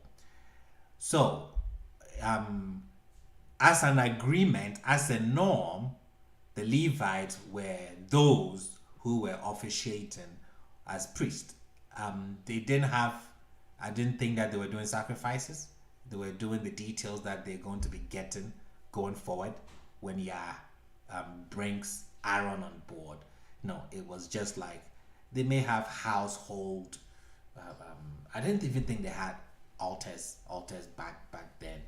No, so they were the custodians of the spiritual aspect of Israel in Egypt. Yah doesn't have a covenant with them. Yah doesn't have. So let's say if the tribe of Judah wanted to serve as priest, or a member in there wanted to be a priest, there was no rules against that when they were in Egypt. Nothing has been defined. At this stage that Yah is making the covenant with them here at Sinai, now the first thing we see is that he doesn't address them as tribes. He addresses them as the whole nation. And the whole nation is given the assignment to reach out to the other nations. That is the assignment of all the nations. Now, he's going to take a group of people, a tribe from Israel, and their responsibility is going to be exclusively to the children of Israel. So we have the Levites who are exclusive to the children of Israel, officiating, serving as their priests, and then we have collectively Israel who are supposed to be the priests to the other nations. So the Levites are not in the picture officially having a covenant with Yah to be priest to Israel as a nation yet. No. Okay, now can I deal with the second part? Please. Joseph or Ephraim and Manasseh, they were destined to be kings? Negative. So Joseph was a governor. It wasn't going to pass on to his children. The only reason he was governor was because of interpreting the dreams of the Pharaoh, and then he was made governor over, or he was the minister of agriculture, agriculture and management. But it's not a position that passes on to your children, no. What about the tradition of Moses being the prince of Egypt? Yes, so technically, since he's been raised by the princess, the daughter of a pharaoh, yes, that title is not far-fetched. I don't think that he was a prince of Egypt in line to become a pharaoh. That would be a Ramses, if they indeed were contemporaries. Yes, so that would be a Ramses. I don't think that Moshe was up there way up there to be, rallying to be a pharaoh.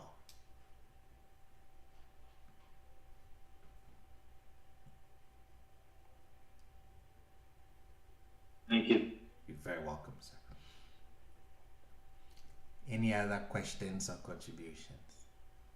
Sorry, those on YouTube, my screens are usually, I'm not looking at the YouTube screen because of how I run my setup here. So forgive me if there are questions there and I haven't seen it, or comments there. Forgive me.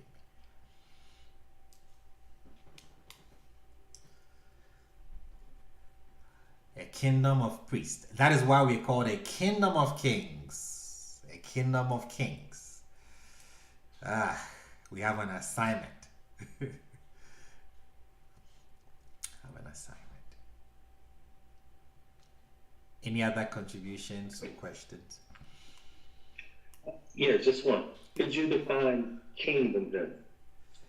A kingdom is a kingdom.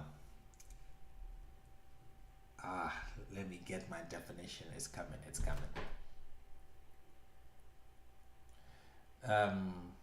A kingdom is the governing influence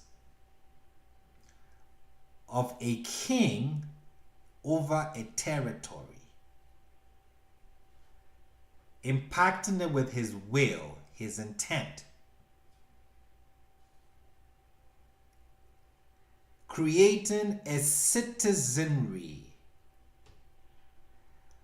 of people who represent the king. That's a long definition. Let me explain it. Everything. No, I like it, but please continue. Yes. Every word in that statement is critical.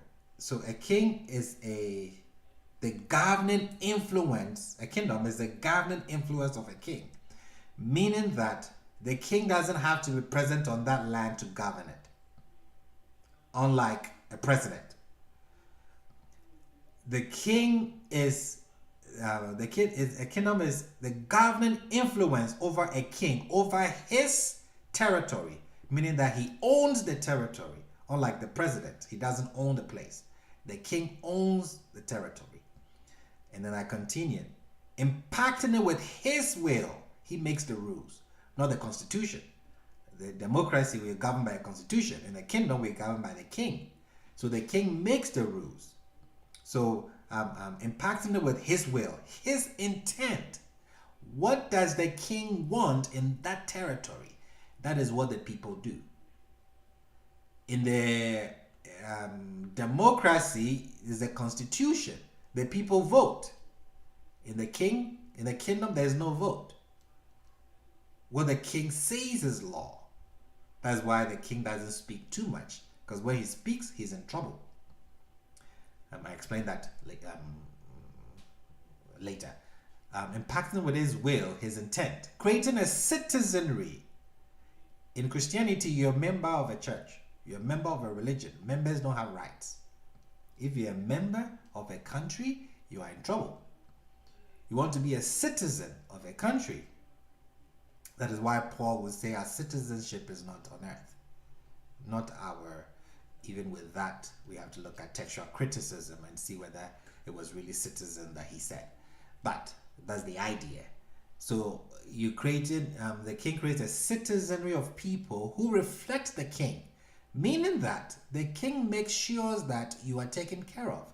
The king makes sure that you're wearing nice clothes. You have food on your table, because when they see you, they see the king. If they see hungry citizens, it means that the king is not wealthy. That is what we project. So that is why the definition I said is very important. A kingdom is the governing influence of a king over his territory, impacting it with his will, his intent, creating a citizenry of people who reflect or represent the king. So Yah sat in heaven, wherever that is. He created the earth, that is an extension of heaven. He is colonizing the earth. How does he do that? He sends representatives, that's Adam and Hava, to the earth. He doesn't give them a religion. He doesn't give them Christianity. He doesn't give them Buddhism. He doesn't give them Islam. He doesn't give them Hebrewism. He gives them a kingdom.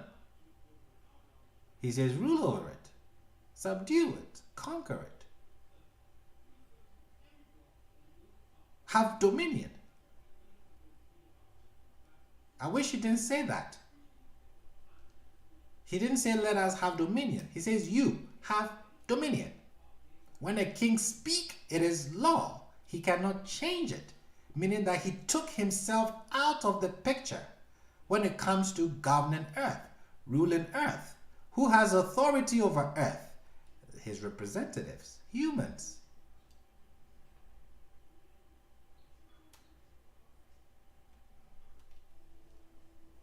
That is why he needs permission to interfere. Now, if somebody asks, when he did that, did he remain the King of Kings? Yes. So we are. He still. Yes. Beautiful question. That's where the title comes from. He's a king over kings, because we are kings. He's a king over the kings that he put here on earth. So he gets the title King of Kings. When we say King of Kings, we are not comparing him to the kings of Egypt and the kings of Mesopotamia. No. He's a king over the kings that he put here on the earth to represent him, to transform earth to look like heaven. Then was Adam also meant to be a priest? Kings could officiate as priests as well. Yes, yes. But then we changed that. But then it changed when it came to Israel. It changed when it came to Israel. The kings had to be kings, and then the priests had to be priests. Was that actually the proposition to become the kingdom of priests, or a king and a priest, again, that they didn't fulfill? Correct. In order to get back to Adam. Okay, yes. Correct, yes, correct. The only reason why it was separated was when we asked for a king, And the king, you cannot, because the judges ruled, well, they were more of rebels, but they ruled. It was when they asked for a king that Yah had to separate the kings from the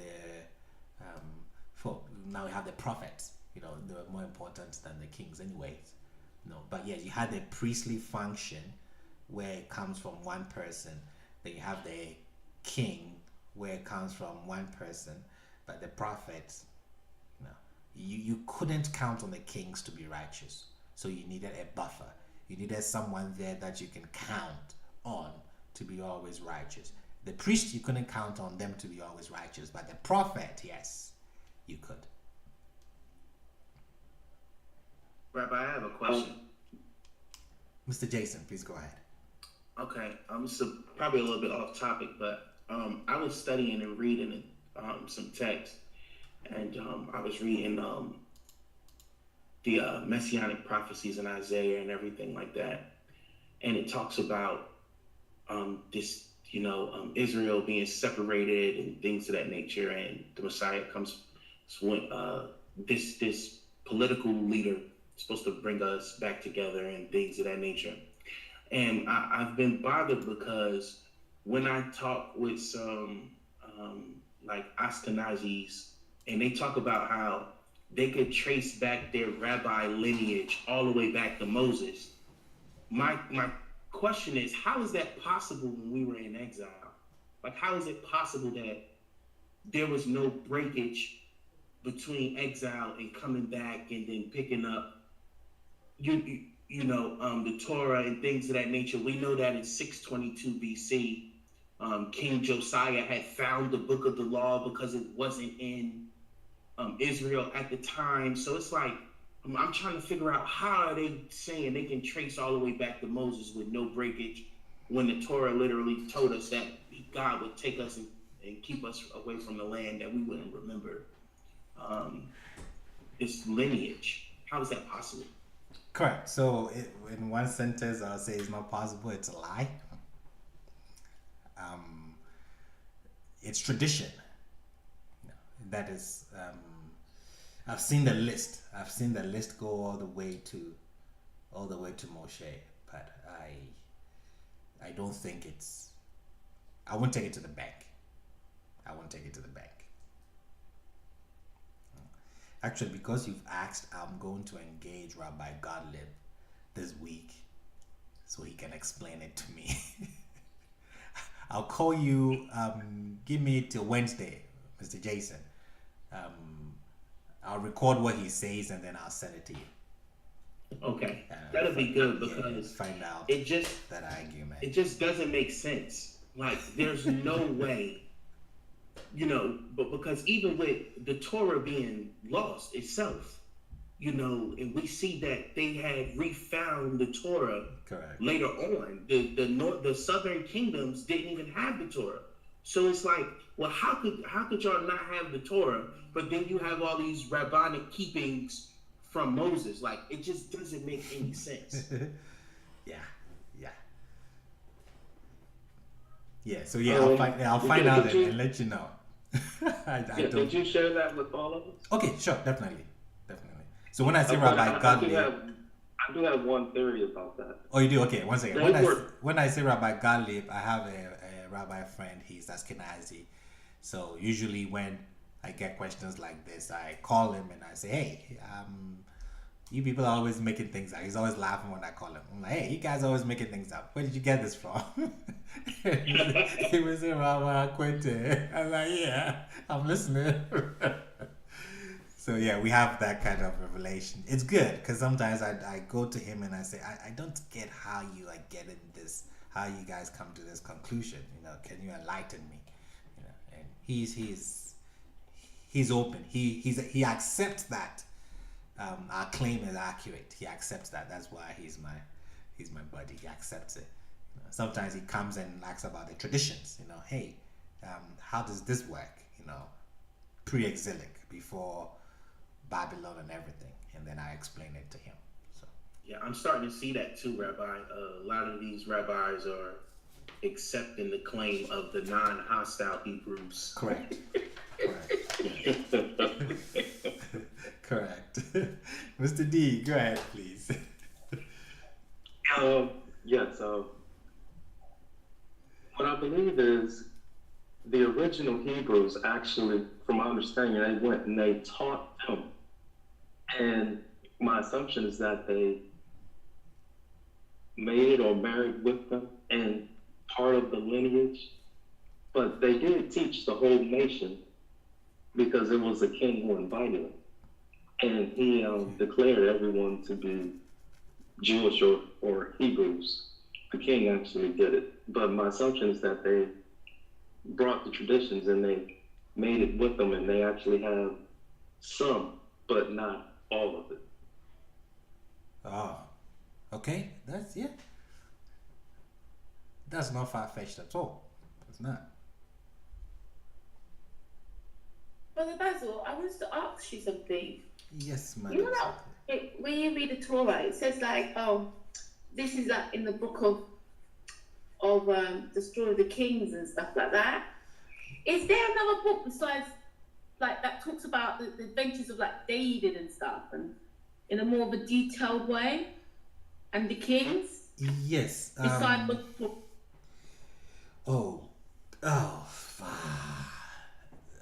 What's the title of this book? It gives you a chronological order. It gives you it's a Jewish book.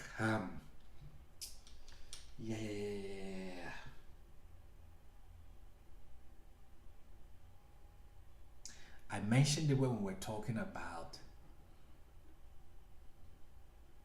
the Joseph narrative, the timeline. I forgot the name of the book. When it comes to me, Madam Cynthia, I would Thank you. I would message you. I forgot the name of the book. I don't agree with it. I usually agree with it, but sometimes it gets it wrong, I would say.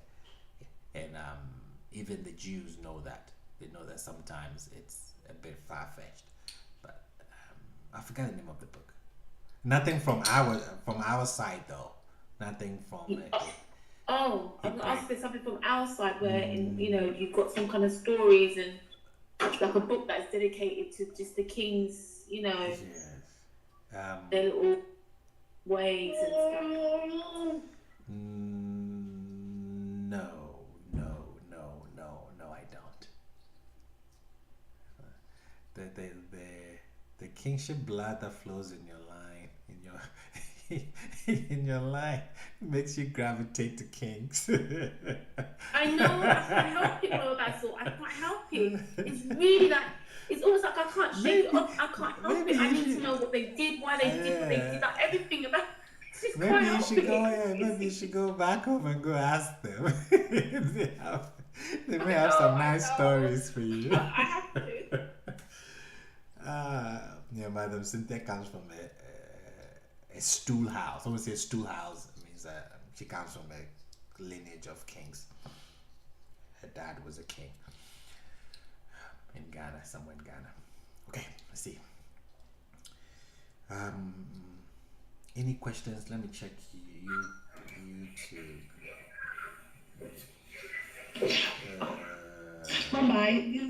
Is Hashem one of God, Yah's name? Hashem means the name. It's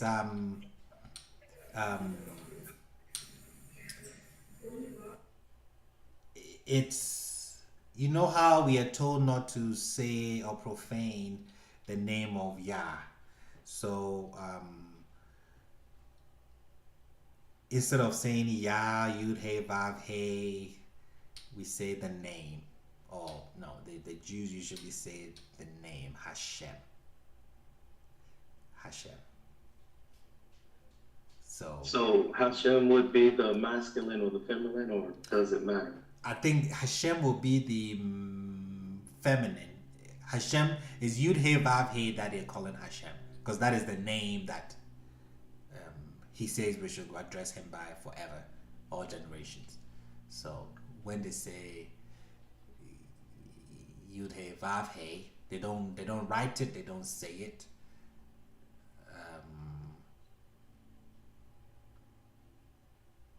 they say Rabbi, Hakadosh doesn't Baruch. doesn't he tell us to swear by his name? So how can we swear by his name if we don't say his name? Correct. So when it comes to swearing, you want to swear by the name because the name is holy, the name is powerful. Because if you use it on a regular basis, it loses that respect. It loses that. I can't understand where they're coming from. It loses that reverence for it because it becomes common.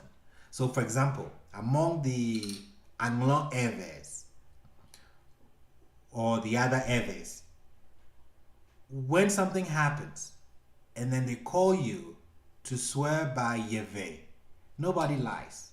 Nobody, if something went missing and they say, here's the Bible, put your hands on it and swear, people lie all the time. It's just a book. Okay. But when they say, come before Yahweh and swear, no one dares. No one dares to tell a lie. Why? Because of the reverence they have. So most of the time they will use Ma'u instead of Yahweh. When they use Yahweh, and when I say Yahweh, it's not the other Yahweh, that the idol that they have sitting somewhere, but the God of lightning and thunder, the one that we're going to see next week at Sinai. Yeah, no one. We usually don't pronounce that name by heart. We say Ma'u, we use other appellations, but in prayer, that is where usually we invoke the name, but not in everyday dialogue and stuff. You make it more reverenced by not using too much, making it common for people to say. So they choose to say Hashem, the name. But I think that is where they're coming from. But when you swear, yes, you swear. When you swear by that name and you're telling a lie, yeah, you know what is coming. You know what is coming for you.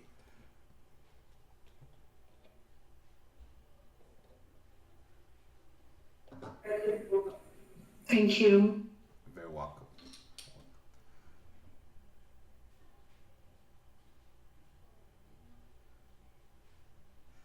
Awesome. Any other contributions, questions? We're going to continue next week from where we stopped. We're going to see the intimacy that Yah is going to display at Sinai, the people's response, why we don't see a kingdom of priests any longer.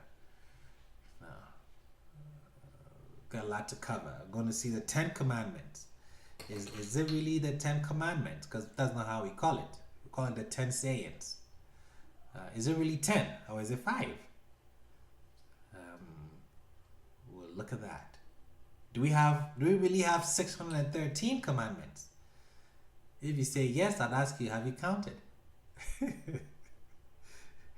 You tell me, what's his name? Mr. Jason, give me his name. Give me his name. Give me his name. Rambam. Yes. You say Rambam codified it. I agree he did. But what was his methodology? So, those who don't know Rambam is Rabbi Moshe Ben Maimon. Serious guy. I give credit where it's supposed to be given. Serious guy. You read his commentary. Yeah. Yeah. He has the most realistic commentary of correct. I agree. All the rabbis. Like his commentary is very down to earth. Correct. Realistic. I agree. So that's why I think people use him as a staple, because he doesn't make excuses for certain things, whereas other rabbis will try to put a little bit of water over the bridge so it doesn't come across as harsh. Rambam didn't do that with it. He was just straightforward. Like, if it doesn't work this way, it's not. It's not. Yeah, Rambam. Yes, that's why I like him. I studied Rashi a lot. So, by Rashi, before he died, he said if he had more time, he would have taken Rambam's approach, written just a literal, without any, esoteric, just down to earth translation, leave the difficulties as it were, etc. You know? So, yeah. Okay. Awesome. I take it a different way. I look at it from my culture perspective, you know, and say, hey, what does the text say? Let's put it in context. It has to make sense. If it doesn't make sense, don't add anything to it. Just say, okay, I cannot reconcile, or this is a difficulty I don't have an answer to. Nothing wrong with that, but don't make it up. You know, don't make it up at all. Sometimes we just don't know. We just don't know. Acknowledge it's a difficulty, doesn't make sense. Maybe the next generation will figure it out. It doesn't take anything from you, nothing, to say that. That's what I did last night in class. Have a little community. We working together. We're studying Torah, and we were going over the messianic prophecies. And I kind of broke down like the history. Like, you got to understand, like, when Isaiah and these people were writing, Israel was under distress from these other powerful nations, you know. So like, when we put it in the historical context, you know, they was like, I never knew this. I never knew these things. I never knew the Assyrians was after Israel. That's why Isaiah is writing about, we need another king to come like David, you know, because when David was here, the nations were at peace. He had all the other nations under his footstool. So Israel was at peace, you know. So it's like when you actually take a simple read of the text and put it into the historical context, because a lot of times we try to take the culture and the history away from the text. Yeah. We'll read things in there like, oh, you see this? A child is born. Oh, you see this? This right here, that's talking about Yeshua.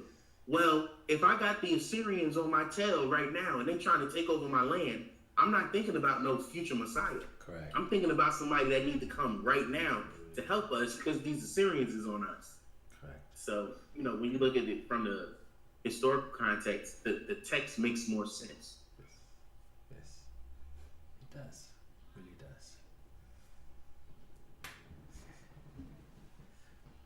Awesome. Any questions from YouTube?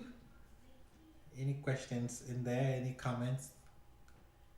Anything someone is saying that is good to share before we wrap up?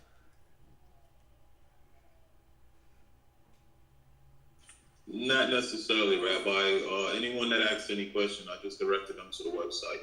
Okay. For an opportunity to look at past classes. So okay, awesome. We got that covered. Okay. Awesome. Thank you very much. Any other comments from the class before we?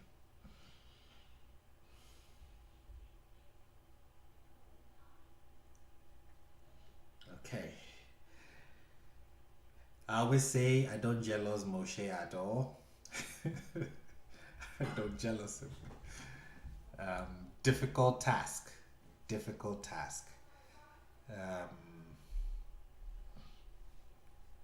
We're going to see him going back and forth next week. The people's response, how they respond, how that affects the main assignment as kingdom of priests. And then Yah saying his statements, his sayings to the people, Moshe breaking it, Moshe asking to rewrite it, and then when he comes to say it to the people, it's said differently. We will look at all of that. We will not leave any stone unturned because it's critical. It's critical to understand our assignment as Hebrews when we say we're chosen people, what it's meant, what it means, you know, and how we can really, or we should really be an example to the other nations. In whatever we do, we should be an example. So. Hi, Brother Basil. Rochelle just WhatsApped me to ask, so she listened via YouTube and she wanted you to find out from you. Her question is, what's your thoughts on the Zohar? Book of Zohar? Yes, Yeah. so those who are interested in the esoteric, the Kabbalah, that's where the Zohar comes in. Before it was called Kabbalah, it had other names. The Proverbs of the Ancient is one of the names. So what the Zohar does is it focuses on the esoteric part of the text. The text does have an esoteric part, and we don't have. It is what we would call, Hebrew spirituality, where you have. Let's see. Let me give an example of.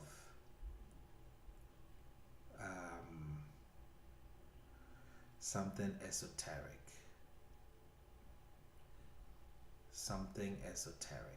Let's see what comes to mind readily.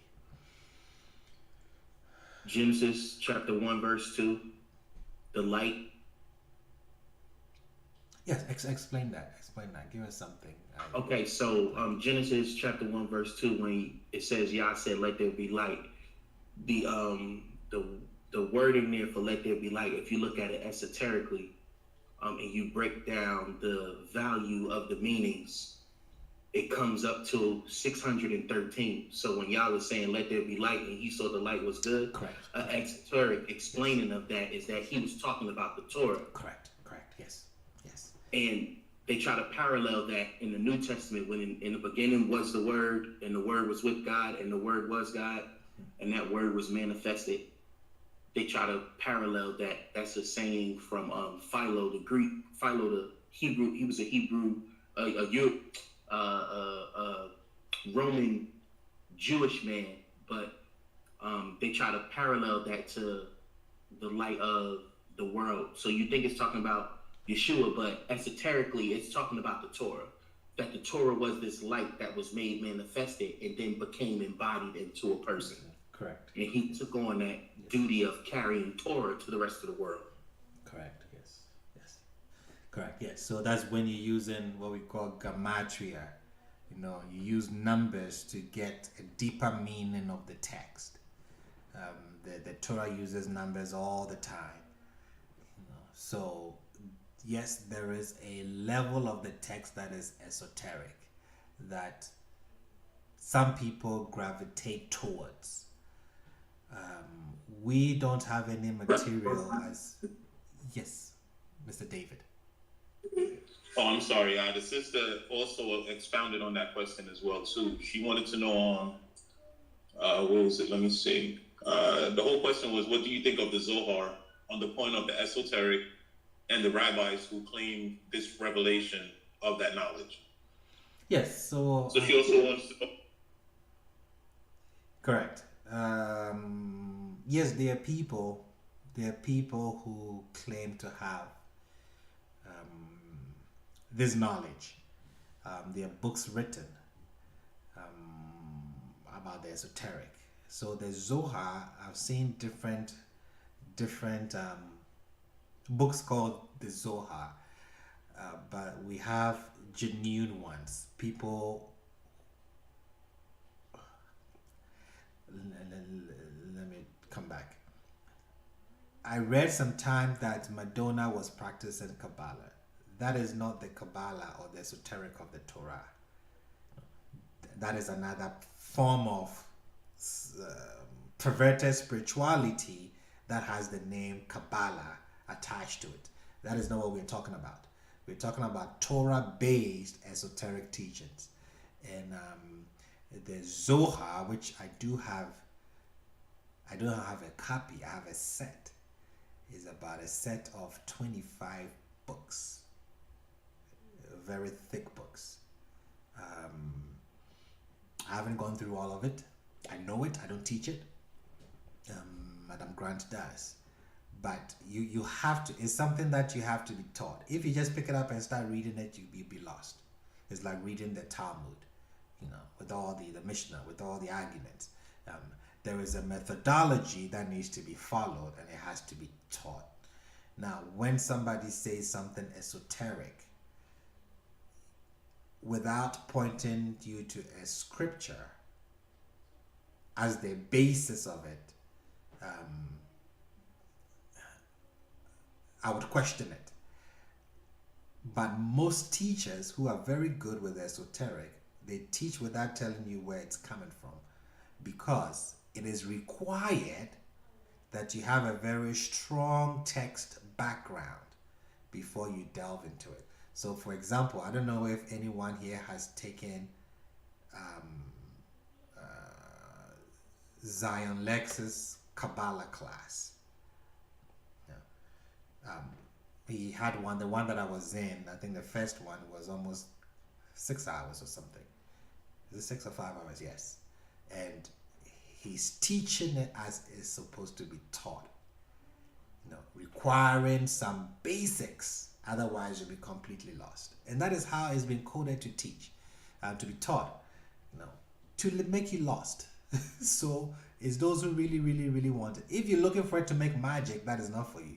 But if you have a strong background in the text, and then you go into the esoteric. Oh, I got an example I was looking for. Abraham is told to leave his father's house, his birthplace, the place that he was born, to a land that, I'm not saying it correctly, to a land that I will show you. When you read that text, you may not see an issue with it. When he's told to leave his father's house, his birthplace, they had already left. They had made 80% of the journey to Canaan because his father set off first. So to tell the man to leave his birthplace is problematic. What does that mean? It's not literally. He's not saying leave the place right now. No, he's already left. So now I would ask, what is the communication here? On a literal level, it doesn't make sense. Does it make sense on the esoteric? It does. So now you've left the realm of the literal read of the text. The person is not home. For example, I'm here in the US and you tell me I should leave Ghana. I'm in a dream, Yah comes to me, says, leave Ghana, leave your father's house, leave the place that you're. I'm not there. I'm here in the United States. What do you mean? He's not telling me to physically move. Now I have to find out, what does my father's house represent? What does my birthplace represent? Okay. I take that same idea and I say, is it the same instruction that has been given to the soul? The soul is leaving heaven, coming to earth. The soul goes through levels of reality before it gets into the container that we call the body. The soul leaves his father's house, which is Yah's presence, and comes down about 4 levels. So now the one who is teaching the esoteric will say, let's talk about the soul. How does the soul get here? He takes the Abraham quote that was told to Abraham, because it doesn't make sense on a literal read, and says, let me tell you about the journey of the soul. The soul leaves his father's house, leaves his birthplace, to a place that I will show you. Now he's come to the esoteric. You take the book of Jonah. When you take it and you read it, you're reading it as straight text. But you bring it to the esoteric. Now you see that it changes. Let's see if I can give you an example. Do I have the time? Okay. Yeah. So the Jonah story starts by saying, the word of Yah came to Jonah, son of Amittai, saying, go down to Nineveh. Okay, just pause there. Now, let's go to the esoteric. The word of Yah came to Jonah. Jonah in Hebrew is the soul, is the dove, is a dove. The dove represents the soul. We use that all the time. So the word of Yah came to the soul, saying, go to Nineveh. Nineveh in Hebrew is a place of dwelling. Nineveh is two places of dwelling. So Yah is telling Jonah, which is the soul, to go to two places of dwelling. He's going to go into the body and he's going to come to earth. You see how the esoteric person will take, or the Kabbalistic person will take Jonah and explain it in that realm. What did I do? I showed you the text. And using the language, I'm giving you an esoteric meaning of the text. The Zohar tries to do that. I say it tries. Sometimes it does a poor job of doing that if you don't know where they're getting this thing from. But I haven't come across in our community a text that teaches the esoteric. I haven't seen a text. Besides the Zohar, which is the go-to text, I haven't seen anyone that has any credibility, any book that has any credibility coming from our community. I think the only one that I've seen teach the esoteric that does very well is Zion Lex, because he's very solid in the text. I know Divine has studied it very well as well, but he doesn't teach it. But some of the things that he say, I can pick from it that he's very well informed when it comes to that as well. I don't know, I can ask him, but I don't know whether he subscribes to the Zohar. I don't know whether he subscribes to it, but I know he knows the esoteric. Rabbi? Mr. Jason. Divine said on his channel that he believes they have its place, but that's not something that he teaches. His focus is on the reconstruction of pre-exilic practices and autonomy for the Hebrew diaspora. So that's what his kind of focus point is. But he's very knowledgeable about the Zohar and the Talmud and Mishnah and all of those things too. So well learned in that. But he focuses on the more so of the kingdom building.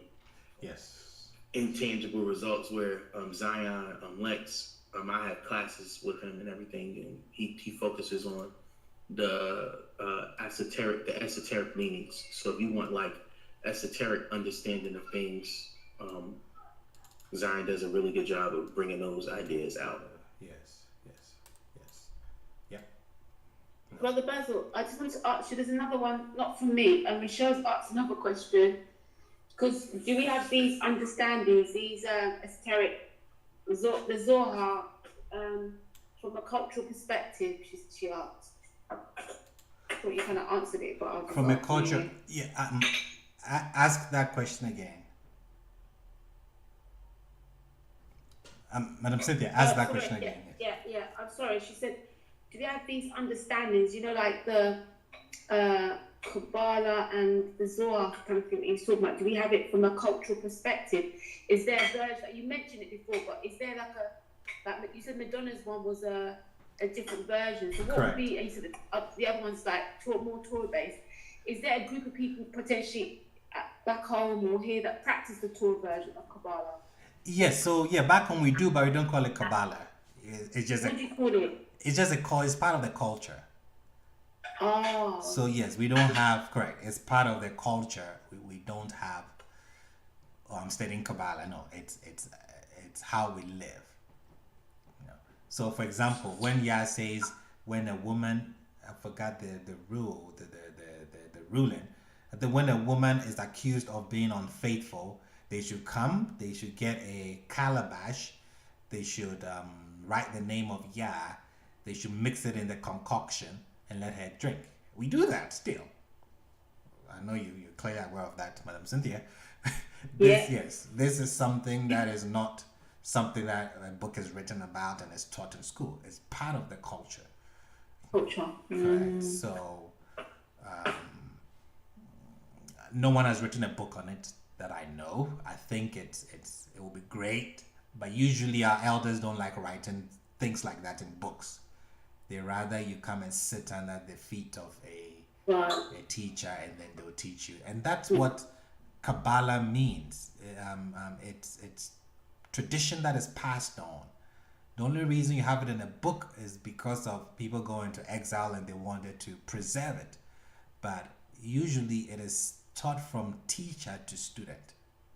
It's not something you just pick and read out in the book. That's where a lot of people get confused when they read it.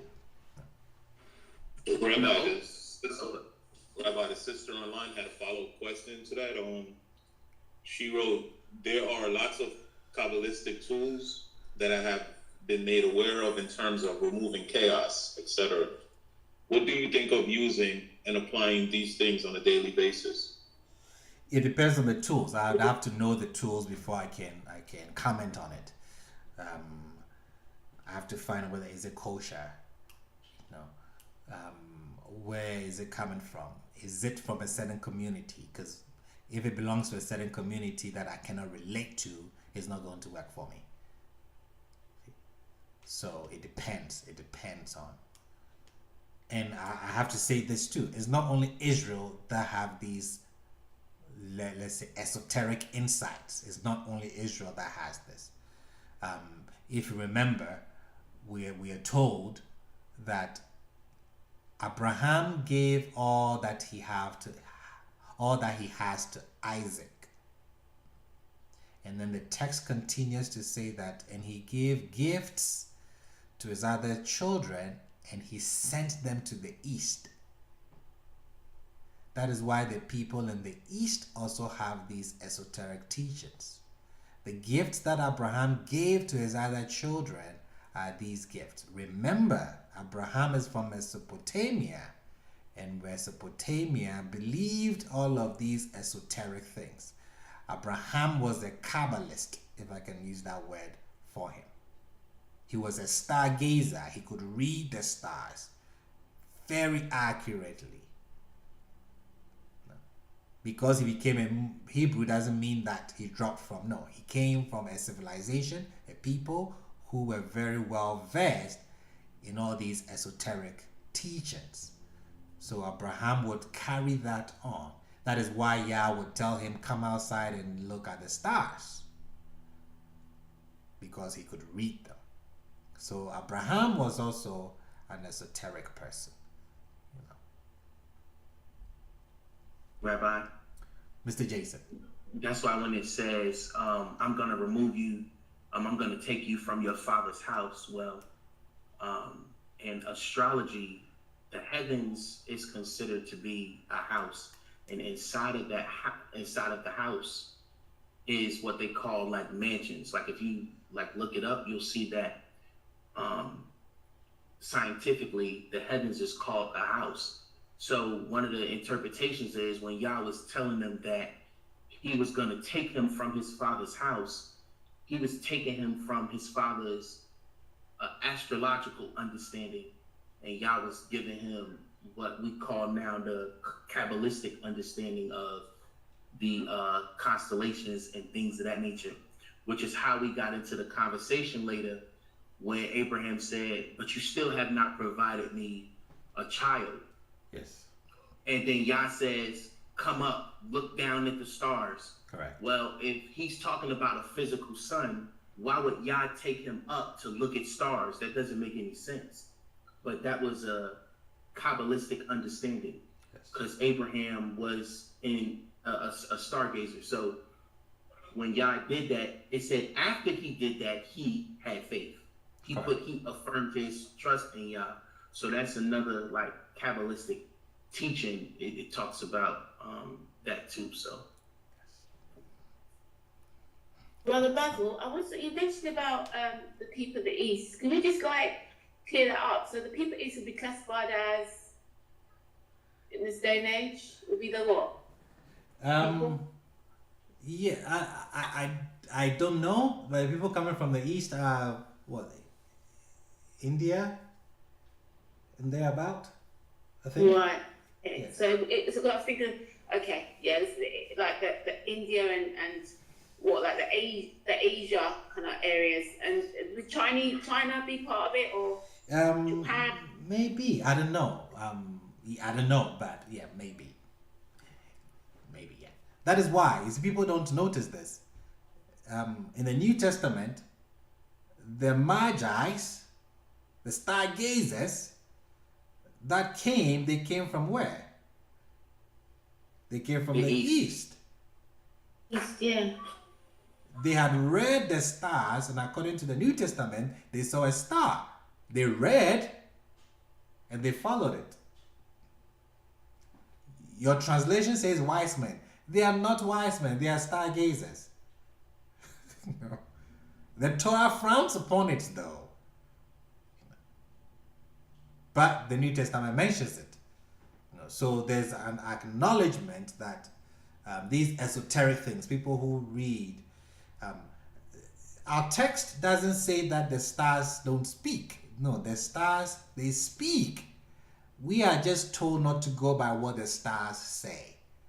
We have our prophets, we have our Torah and other things. The other nations, they can do whatever they want. We as Torah-keeping Hebrew people, we have rules. Don't do that. When Saul went to the necromanceress to call out Samuel, it wasn't camera tricks. No, she really did it. We are told not to go there. It doesn't say that what she did was sleight of hand. No. She really brought up Samuel. These things are there. These things are real. These things are even done today. Israel, we are told not to mingle with those things. See? So yes, there's a in life itself, there is a esoteric part of it. The Torah acknowledges it. Yah acknowledges it. Some people have written books concerning it. So if you are one who likes the esoteric, there are a lot of books out there, not only Torah based. The people of the East have their truth, their reality. Is it false? Not necessarily. No, but make sure that anything that you apply, you really understand it. You're not dabbling in anything that you're not supposed to be dabbling it into. Find a teacher. I always say that. And ask questions. And that will help. So let's see this here.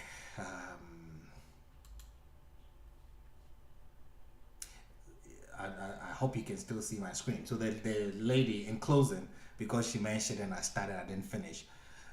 When you're doing the book of Jonah, and you're not doing the strict read of the text.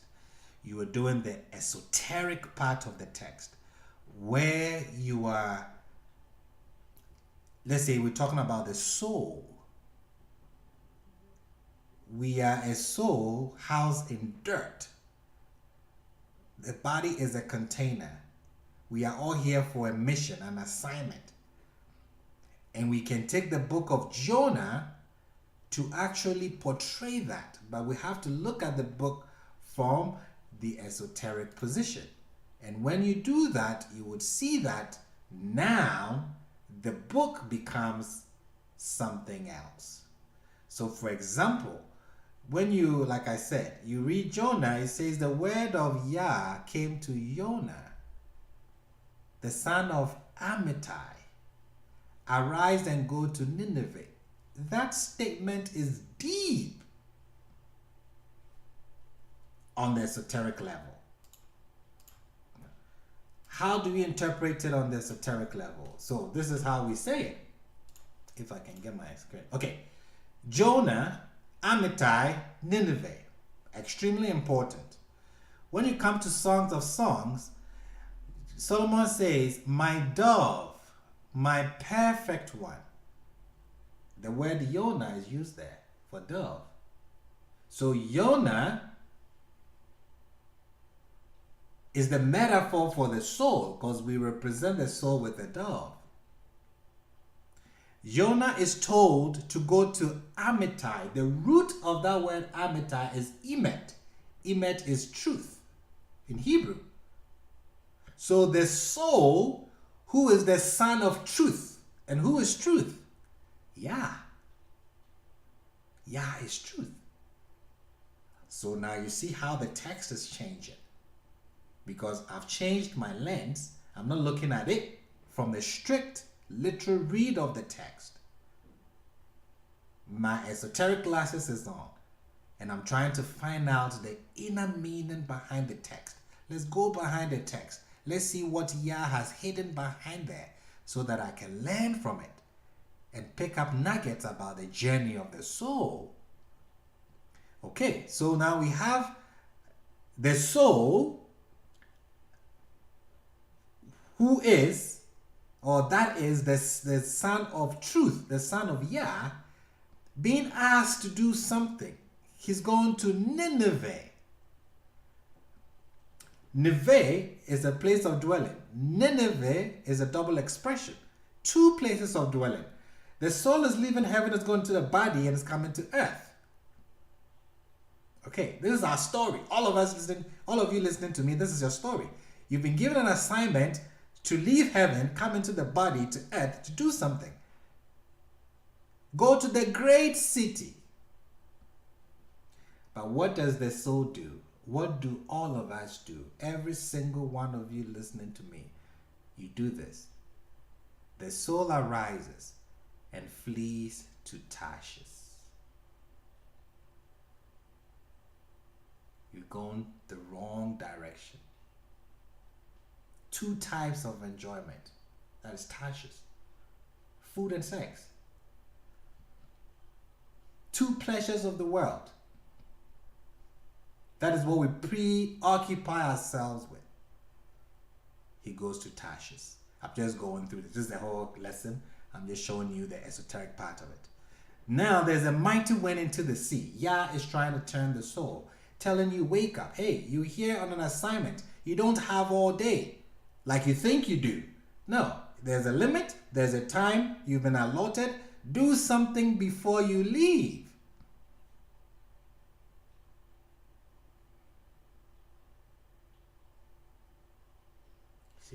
So this is how you can just peel the text apart using the language.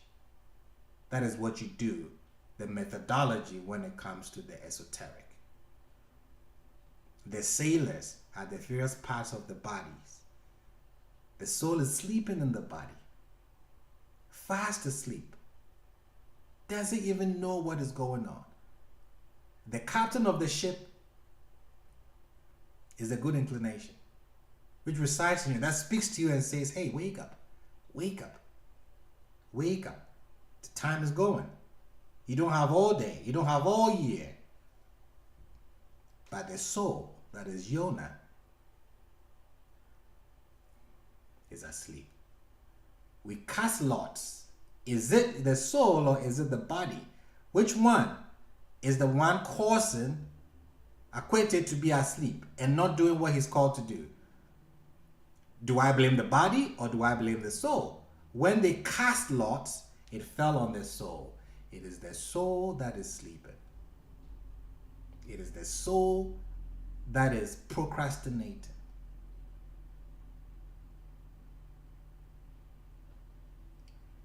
Then a question is asked to the soul, to Jonah. What is your work? Where do you come from? What is your land? What people are you? Questions that everyone listening to me needs to answer. And Jonah says, I'm a Hebrew. You see, when somebody tells you, when you meet somebody and then you ask them, what is your name? They tell you. The next question is, what do you do? Because what they do tell you a lot about them.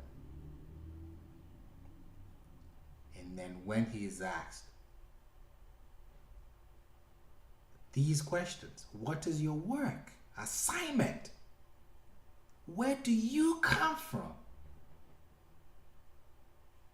What is your land?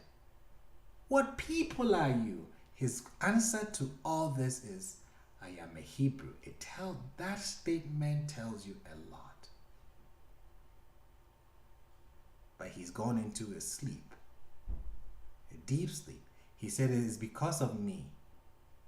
It is because of me that all this is happening.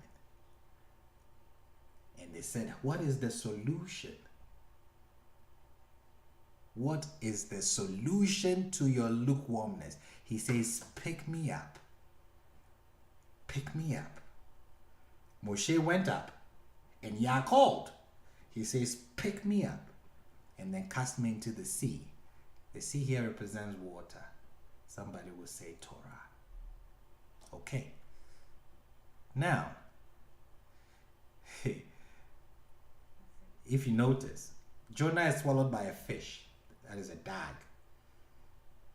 That is a male fish. And when the fish spit him out onto the sea, it's a daga. That's a female fish. He's swallowed by a dag. He's spat out by a daga, a female fish. So you have a male fish and a female fish. Just put that into concept. You would understand what is going on. So the dag, that is a male fish, swallows him. The male fish spits him into the female fish. You know what is going on there. There's an intercourse esoterically. And the female fish spits him back onto the land. So you have what? A rebirth. Jonah is reborn. When he's thrown into the water, he's swallowed by the dag, the male fish, spat out and then into the female fish. It's like the male giving the sperm to the woman and then bringing out the baby. The soul is reborn. Now, the soul arises, Jonah. He goes down to the place where he's sent on the assignment. And what happens when he gets there? The sailors had gone to tell the people about Jonah, and they were ready to listen to his message. What have we just done? We have taken the Jonah story, removed it from the simple read, changed the methodology, come up to the esoteric, and we've beautifully seen the journey of a soul.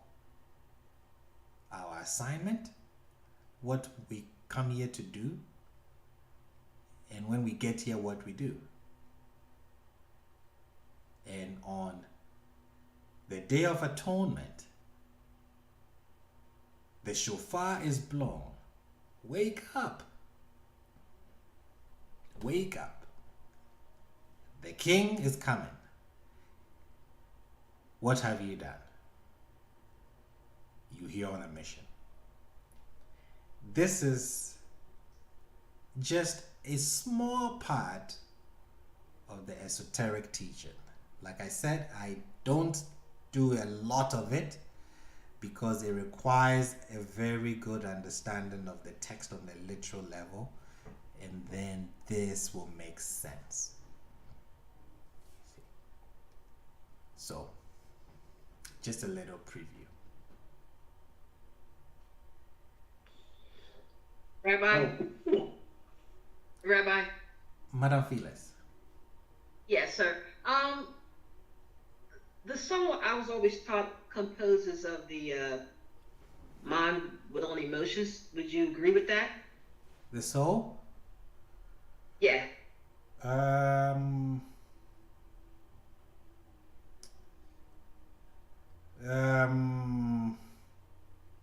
it depends on what you call in the soul. Well, what Could would you you define it? Correct, because why I'm asking that is, yeah, it sounds in the English it's difficult talking about the soul, because when you say soul, I'm going to ask, are you talking about the neshama, the nefesh? Which part of the soul are you referring to? In the Well, English, that I don't know. What that's Correct. what I'm trying to. Yeah. So for your question, explore. How are we to look at the soulish realm? Because when you said that the soul came to earth, sort of to say, and got sluggish and didn't carry out the assignment the way it should have, I really was kind of thinking of how should it be defined, where it left Yah's presence and then came down here and got things changed. correct. So is it the same mindset when it was with Yah that it had when it came here? What is it made of that such a thing could happen when it left the presence of Yah? No, so because it's put in the body, so the body has a life of its own. The soul has, let me rephrase that. The soul has, you are the soul, that's your identity, your neshama. That is you, your neshama. The English translates that as soul. Okay, no problem. Okay. But the soul can only interact on earth with the body. The body has needs. The body has cravings. The body is what pulls the soul to do things that it's not supposed to do. So the soul is pure in this state, in its pure state. The soul is kosher, but the actions that the soul does whilst it's in the body here on earth affects the soul. When the body, sorry, it's difficult talking about this thing. When a person does something, let's say the person kills someone, the person steals, you tarnish the soul. The soul is affected. When the person dies, the body dies. The body is not anything, it's a container. But all the deeds that are done that are not kosher, the soul has a memory of it. It's coded into the soul. That is why Yah tells Cain, sin has a desire for you. You can rule over it.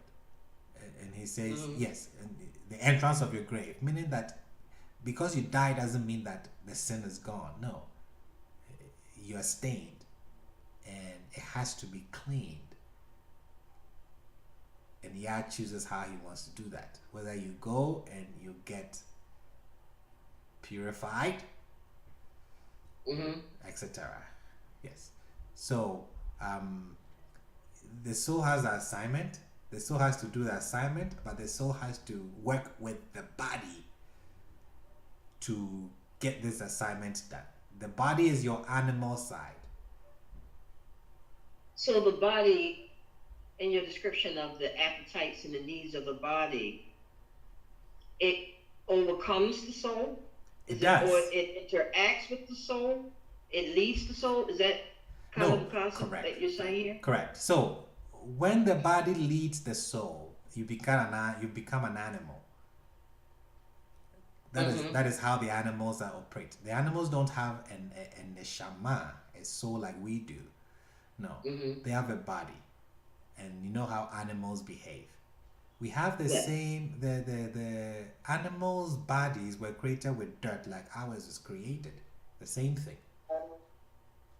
See, so man has the tendency of an animal, a kuf, a monkey, and he has his soul. Mm-hmm. You have to make sure that your soul is ruling over your body. If it's the other way around, we have an issue. Mm-hmm. Because now you're acting like an animal. So we say we fast. What do? We discipline the body. Every day I wake up, I drink tea. The body is used to that. You know when you're losing weight, you know how your body reacts. Yeah. That is how difficult it is for the soul to deal with the body. So that's why we sometimes fast. We say, okay, don't eat this, don't do this, concentrate on the soul, build up the soul, because it's a real tug of war. The body is powerful, the mind is powerful. So then we don't look at it the way I initially asked my question, which was, does the soul house the mind, will, and emotions? Are you talking about the neshama? Yes. No,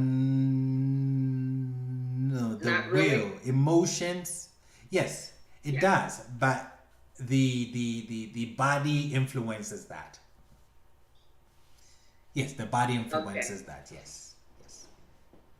Yeah, I remember the lessons you taught us back in Genesis in terms of how the body, when you went through the part about the assignment God gave Earth. I'm trying to think of how you put that.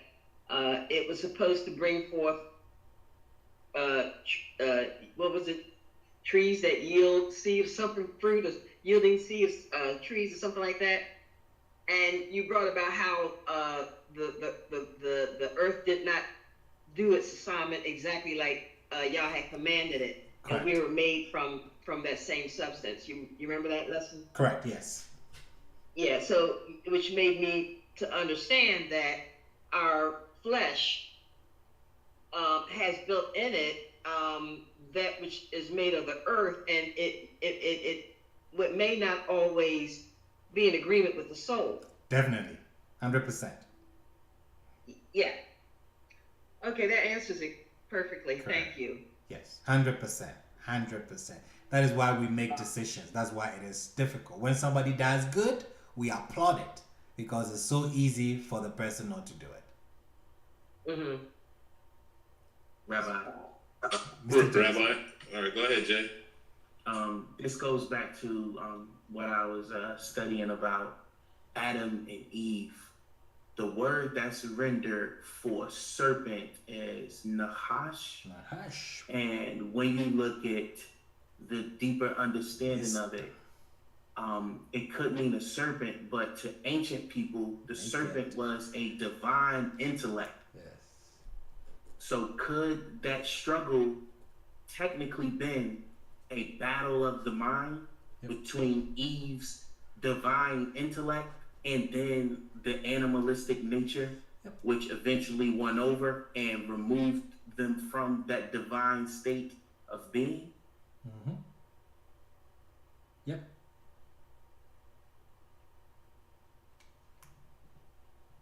So we say Then what is the spirit? So what are you calling the spirit? I need a definition because that's the part I'm confused about, or I don't have a piece about at the moment. Okay, that's why when you say spirit, the English translations, they use it sometimes for the soul. So that's why. So we have neshama, which is the soul, yourself, what leaves heaven, if I can say that. Then you have the ruach. Is that what they call spirit? Yes. Okay, so that is the breath, the wind. And then you have the nephesh. Nephesh is what the animals have that gives them life, to be alive. We have that as well. That is in the blood. That's why it says there's life in the blood. That's the nephesh. It's in the blood. Okay, so you see the 3 components.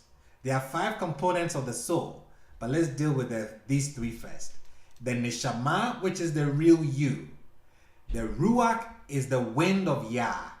And then the nephesh is the life that the animals have as well, which is the blood that circulates through their soul, their body. Sorry. The blood that circulates, that's where you have the nephesh. That is what the nephesh is. You're asking about the ruach, I suppose. What you call in the spirit, the wind, correct? Yes. Okay. The ruach is the breath that works, is the fuel that makes the body and then the soul come alive or work together. So, let me explain it better. We know that Yah took dirt, created the body, and to deposit the soul in it, he breathed into the nostrils of the statue that he formed, correct? Yes. That breath is what makes the body and then the soul able to interact and stay alive. That breath. So the breath of life.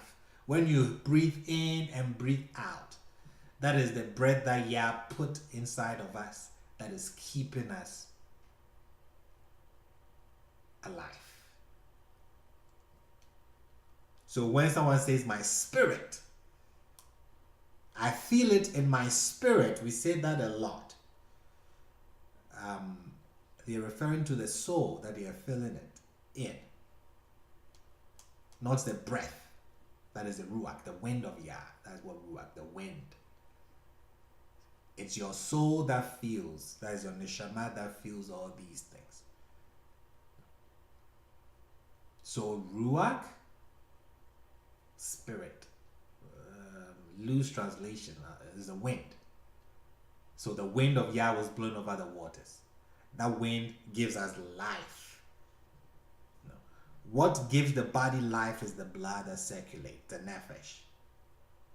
The soul is a living entity by itself.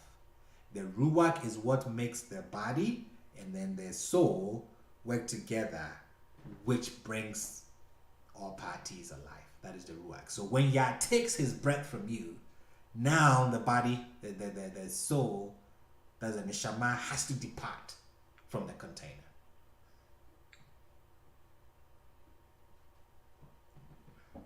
One of these days, I'll draw it and explain it better. Yes, sir. I have a question, man. Since we're dealing with the esoteric things, gematria, how are we supposed to look at that? What is it? Are we told to stay away from it? Like, what is gematria used for? I have zero understanding on what that is, because just literal text is all I used to pay attention to. Now I'm finding out there's other things out there too as well.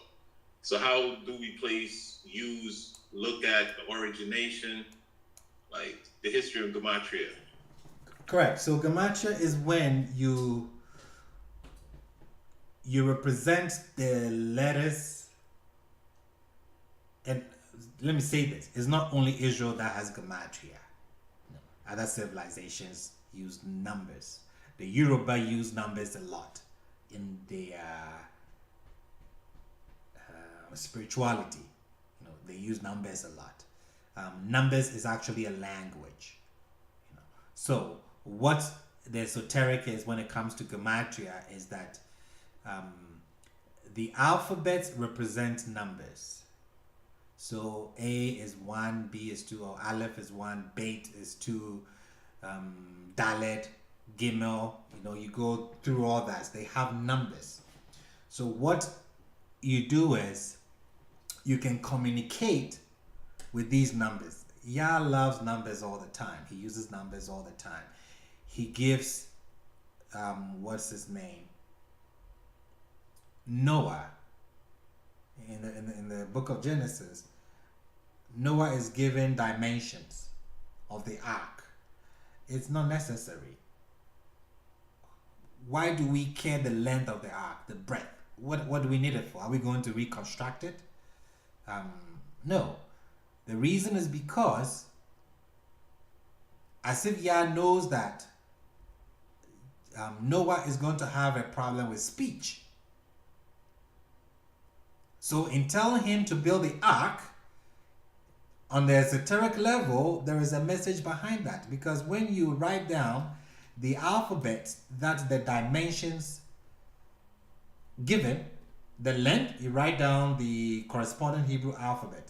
The breadth, you write down the corresponding Hebrew alphabet. The width, you write, or the depth, you write down the corresponding Hebrew alphabet. When you put those letters together, you get the word debar, which means speech. So when Yah says build for yourself an ark, on the literal level, he's saying build for yourself an ark, a boat. On the esoteric level, he's telling that he should build for himself rectified speech. Watch your speech. Because Yah has looked in the future and is like, this guy's going to destroy everything with his speech. He's going to get drunk and start cursing people. Okay. So that is where the esoteric or the gematria also comes into play.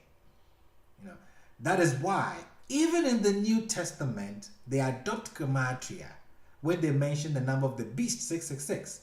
Not only that, Matthew tells us that from so to so was 12 generations. From this to this was 12 generations. From Adam to Abraham was 12 generations. You know, we know clearly it was not. He's removed some names to get the 12. Well, why is he doing that? Because when you spell King David's name, is it 12? No, 14 generations. It's 14, sorry. When you spell out King David's name in the Hebrew, his gematria, that is the numerical value of all the letters that spell King David's name, is 14. So what Matthew, I believe it's Matthew, one of the Gospels, what the author is doing is he's linking Yeshua to the line of David using gematria. So that is how gematria is used. It's not something that we use all the time. It's like, hey, let's go study gematria. No, that's not how it works. But you can use gematria to bring a certain understanding. Also, most people see numbers. Numbers do have meaning. If you see 333, 777, 555, 666, somebody's talking to you. You should pay attention to and find out what the numbers do mean. The people from the East have their own understanding of numbers. We also have our own understanding of numbers. Okay. So numbers are real. Numbers, they play a key role. We like the number 12. We know we are not the only people who play with the number 12. Edom, they had 12 princes. We had 12 tribes. Abraham's brother Nahor, I believe, yes, also had 12 children. So the number 12 is like a priestly number. So that is where gematria comes into play. It's not something that's like, oh, I'm going to go study gematria. I don't think that is, well, I haven't seen anybody do that. But that is where it plays a role. So is it a form of fortune telling, or not really? Just a tool to better understand. Yes, it's usually people use that to hide information. I mean, you hide like 666. We know who it is. So the reason why in the book of Revelation 666 is mentioned is because they did not want the people reading or who had access to it to understand it. But those who understood gematria, yes, would know that 666 is talking about Nero. Oh, so you say it's used to hide information. Correct. So we both could be reading, for example, we both could be reading a paragraph, but the one who understands gematria will get something different out of whatever that paragraph is, or whatever. Just as an example, right? Correct. Yes. So. Okay. Because somebody will say we're waiting for the Antichrist, we're waiting for the number 666, blah blah blah. Okay, I take it and I put it in context. This is gematria, plainly gematria.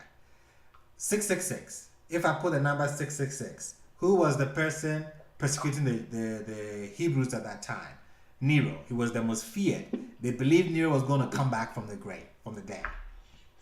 So when the author says the number of the beast, when the author says the number of the beast is 666, and I look at Nero, Caesar Neron, I write down his name. You can write it with the final noon or not, the end. You can write it 2 ways of spelling it. So you add up the letters that spell Nero or Neron, you get 666. If you remove the final noon, the N, from Neron, you get 616. So you have two numbers that you're playing with, because you can spell Nero two different ways. With the last N, as in November, noon, or without the N. So Nero or Neron. One gives you 666. The other one gives you 616. Okay. Now we have two Greek manuscripts. Or we have a Greek manuscript that has 666. We also have another Greek manuscript, I think it's Greek or Latin, no, Greek, that has 616. A lot of people don't know that. So it's not a textual error, it's not a scribal error. Because the 616, the person is spelling Nero without the noon. The 666, he's spelling Nero with the noon. So it tells us, for a fact, that the gematria is referring to Nero, Caesar Nero, for the 666. I'm getting this understanding because I know gematria. Somebody will read it and just gloss over it and say, oh, okay. Is somebody coming in the future? It's going to be this. It's going to be this. Sure, that's your understanding of it. But from the gematria perspective, we know who 666 is. That same person whose name can be spelled with a total 616.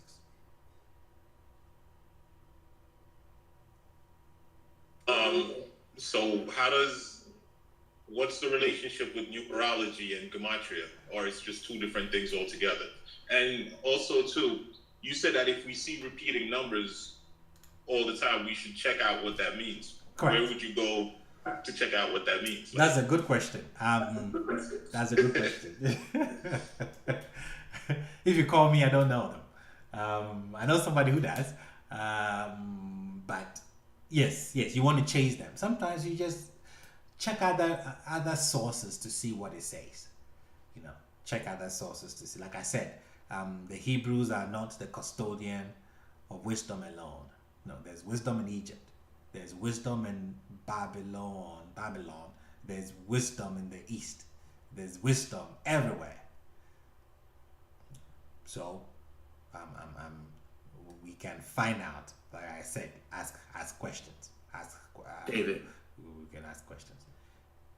Rabbi, I think I can help him. David. Please go ahead. When you're looking at gematria, right? Every Hebrew letter has a corresponding value to it. And also with that corresponding value comes a shorish, which is a root word. So you can be able to look up the root word and then from that root word see the branching tree, because every root word has a branching tree. And typically all of those words are going to be very similar in meaning. Like slave and worker is from the same shurish or root word. So you'll see that in Hebrew. And then you can be able to look at what's going on with you and then make a determination from there. But you would have to know what the shurish is and how to develop it and find it in order for you to be able to look at the exoteric meaning of it using gematria. Oh man, sounds like a lot of work you're giving me, bro. It is a lot of work. This is why Rambam said there were certain things reserved for the layman and certain things reserved for the priest. True. Like I said, that's why I'm not wired for it. I know it, but I'm not wired for it like that. It doesn't come easy. Yes, it doesn't come easy. It's a lot of work. It's a lot of work. You mentioned Pharaoh's daughter. She changed her name. What was the meaning of that? And changing the name to a different father, does that mean that's another form of born again? Correct, yes. So she was, but the text in Exodus identifies her not with the name, identifies her with as Bat Paro, the daughter of Pharaoh. And then tradition, so let me be clear, tradition has it that she changed her name from Bat Paro to Batia, daughter of Yah. So, and from the history I learned about her. Correct. Was it? She is the one who started the one God, and there became a separation because of her. Oh, okay. I don't know about that one. The tradition that I have is that she was the one that was it Caleb? One of them got married to. One of them, yeah, either Caleb or Joshua. Was it Joshua or Caleb? Somebody got married to her. That's tradition. That's tradition. Oh, that's good to know. I didn't know that. Yes. Yeah, so she became Batia, daughter of Yah, when she accepts the Torah. Because most people don't realize she doesn't give Moshe the name Moshe when she finds him.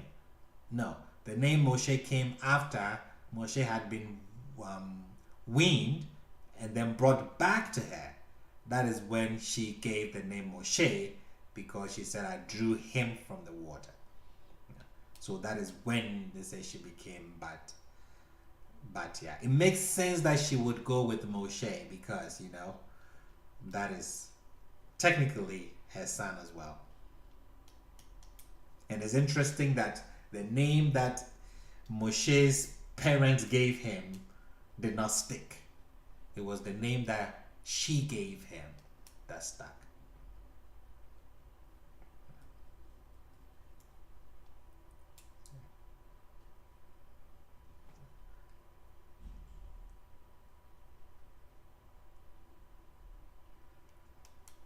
Thank you. You're very welcome. Very welcome.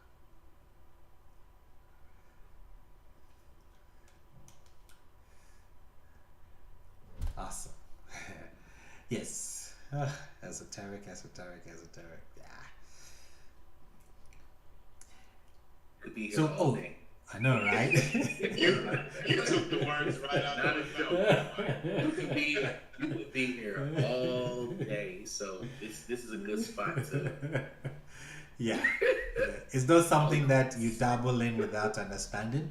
It's not something that you go in because you're just curious. It's something that has to be studied because you are venturing into places that are very sensitive. And that's where now you shadims and all these things, all these energies.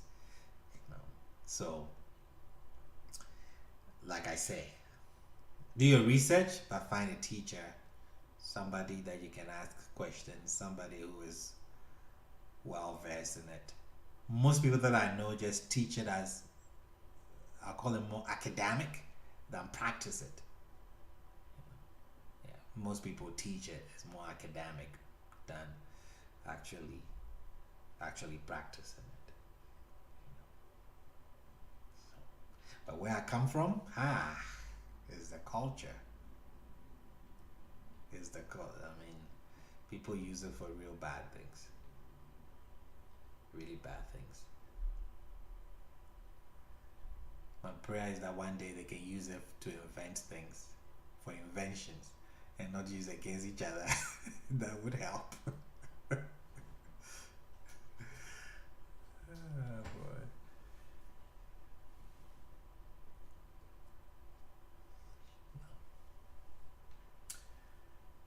Awesome. Any other questions?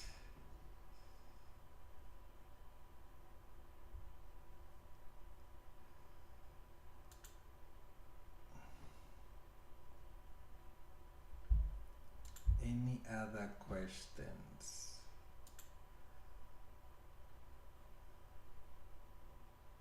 Yeah, Brother Matthew, you know you said something about how we need to be mindful about going into these type of areas and stuff like that.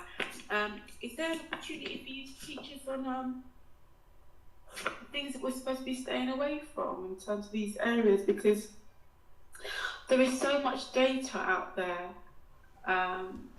that you could end up getting quite lost in these sort of things. Does that make sense? True, there is. There's so much data out there that, you may even come upon some perverted stuff. And what I've seen is a lot of people gravitating to what they call African spirituality. And they're doing that from behind their computers. Some of them interacting with so-called experts back home on the African continent. Some being initiated. Some say they are following their roots. And they really, really, really have no clue what they're getting themselves into. It has become fashion, I would say. I see it on YouTube or Facebook all the time. But like I said, counterfeit means that there's real, and sometimes the counterfeit is so much that you don't know, you can't find what is real out there. So some of the basic things that I tell people is, when you choose to follow somebody who says they're an expert, you want to ask them who they're working with. If some of them are honest, they'll tell you. Maybe someone will say, I'm working with a dwarf. They have 2 or 3 deities. Some will tell you they're working with Mame Water. Some of them tell you. So it's questioning everything, and sometimes you have to pray about it too. You check, is your spirit okay with it? But one needs to be extremely careful. One has to be extremely. It will look very attractive. It will look very African, very spiritual. But when you're initiated, what are you initiated into? What are the terms? What are the terms? Are you putting your children at risk? Your generations down the road? All this is important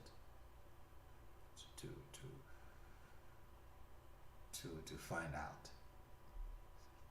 A lot of people are going to the Afa and the Ifa, going the Yoruba. Most people trace their lineage to the Yoruba people, and then they just get initiated into things. It's a culture. Why is it that most people there don't want anything to do with it? So it's good to do the research.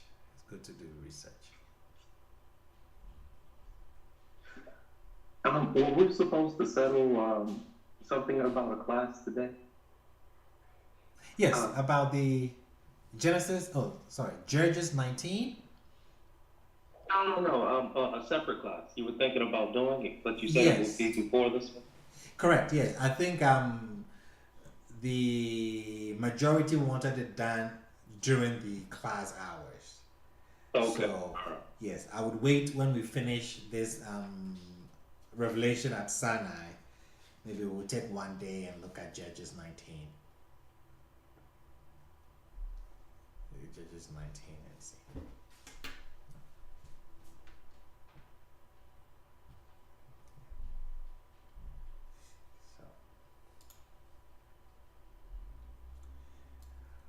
Awesome. Okay, I would run at this time. It's been a great class. Let's do some studies from where we stopped at in the book of Exodus 19. Moshe is going to descend and talk to the people about what Yah is saying. Let's take our time and read the whole chapter. We're going to continue where we stopped from last week. Like I said, I really applaud your love for Torah, your dedication. It's amazing. It's encouraging. You know, I look forward to the Shabbat every week because, the Torah that you share, your questions, your contributions, I learn a lot from it. A lot. Like I've always said, it's not everything that I know. I share what I know. What I don't know, I would have to depend on others who know to teach me as well. And you guys do just that. So I'm not only the teacher, I'm also the student. And that is how things are supposed to be. No one is an island. So thank you all for sharing your Torah with me as well. May Yah bless us all. May He keep us. May He shine His face upon us, and may He give us peace. Enjoy the rest of your Shabbat. Enjoy the rest of the week. Yah willing, we'll gather next week and continue with our studies. Shabbat Shalom, Israel. Shabbat Shalom. Shabbat Shalom, Rabbi. Shabbat Shalom. everyone. Shabbat Shalom. Shabbat Shalom. Shabbat Shalom. Shabbat Shalom. Shabbat Shalom, Israel. Shabbat Shalom. Shabbat Shalom, everyone. Shabbat Shalom. Shabbat Shalom. Shabbat Shalom. Shabbat Shalom. Rabbi Shalom, everyone.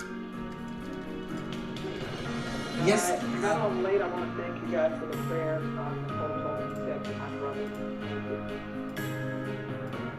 Please repeat that. Sorry. I said I got on late. Nicole, this is Jacqueline, and Nicole said you guys said a prayer for my brother. Yes. Before I got on, I wanted to thank you for that. You're very welcome. We'll keep on praying for him till everything gets better. Thank you. You're welcome. Bye-bye. Bye. Shabbat Shalom.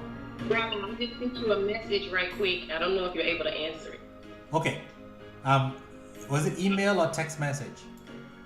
Or on here? Just the messaging right here in the group. Oh, okay. I think I know the answer to 333. I'll send you something. I'd have to check my notes. Okay.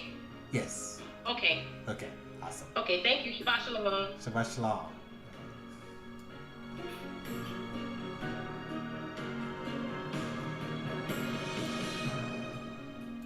Shabbat Shalom, everyone. Shabbat Shalom. Shabbat Shalom.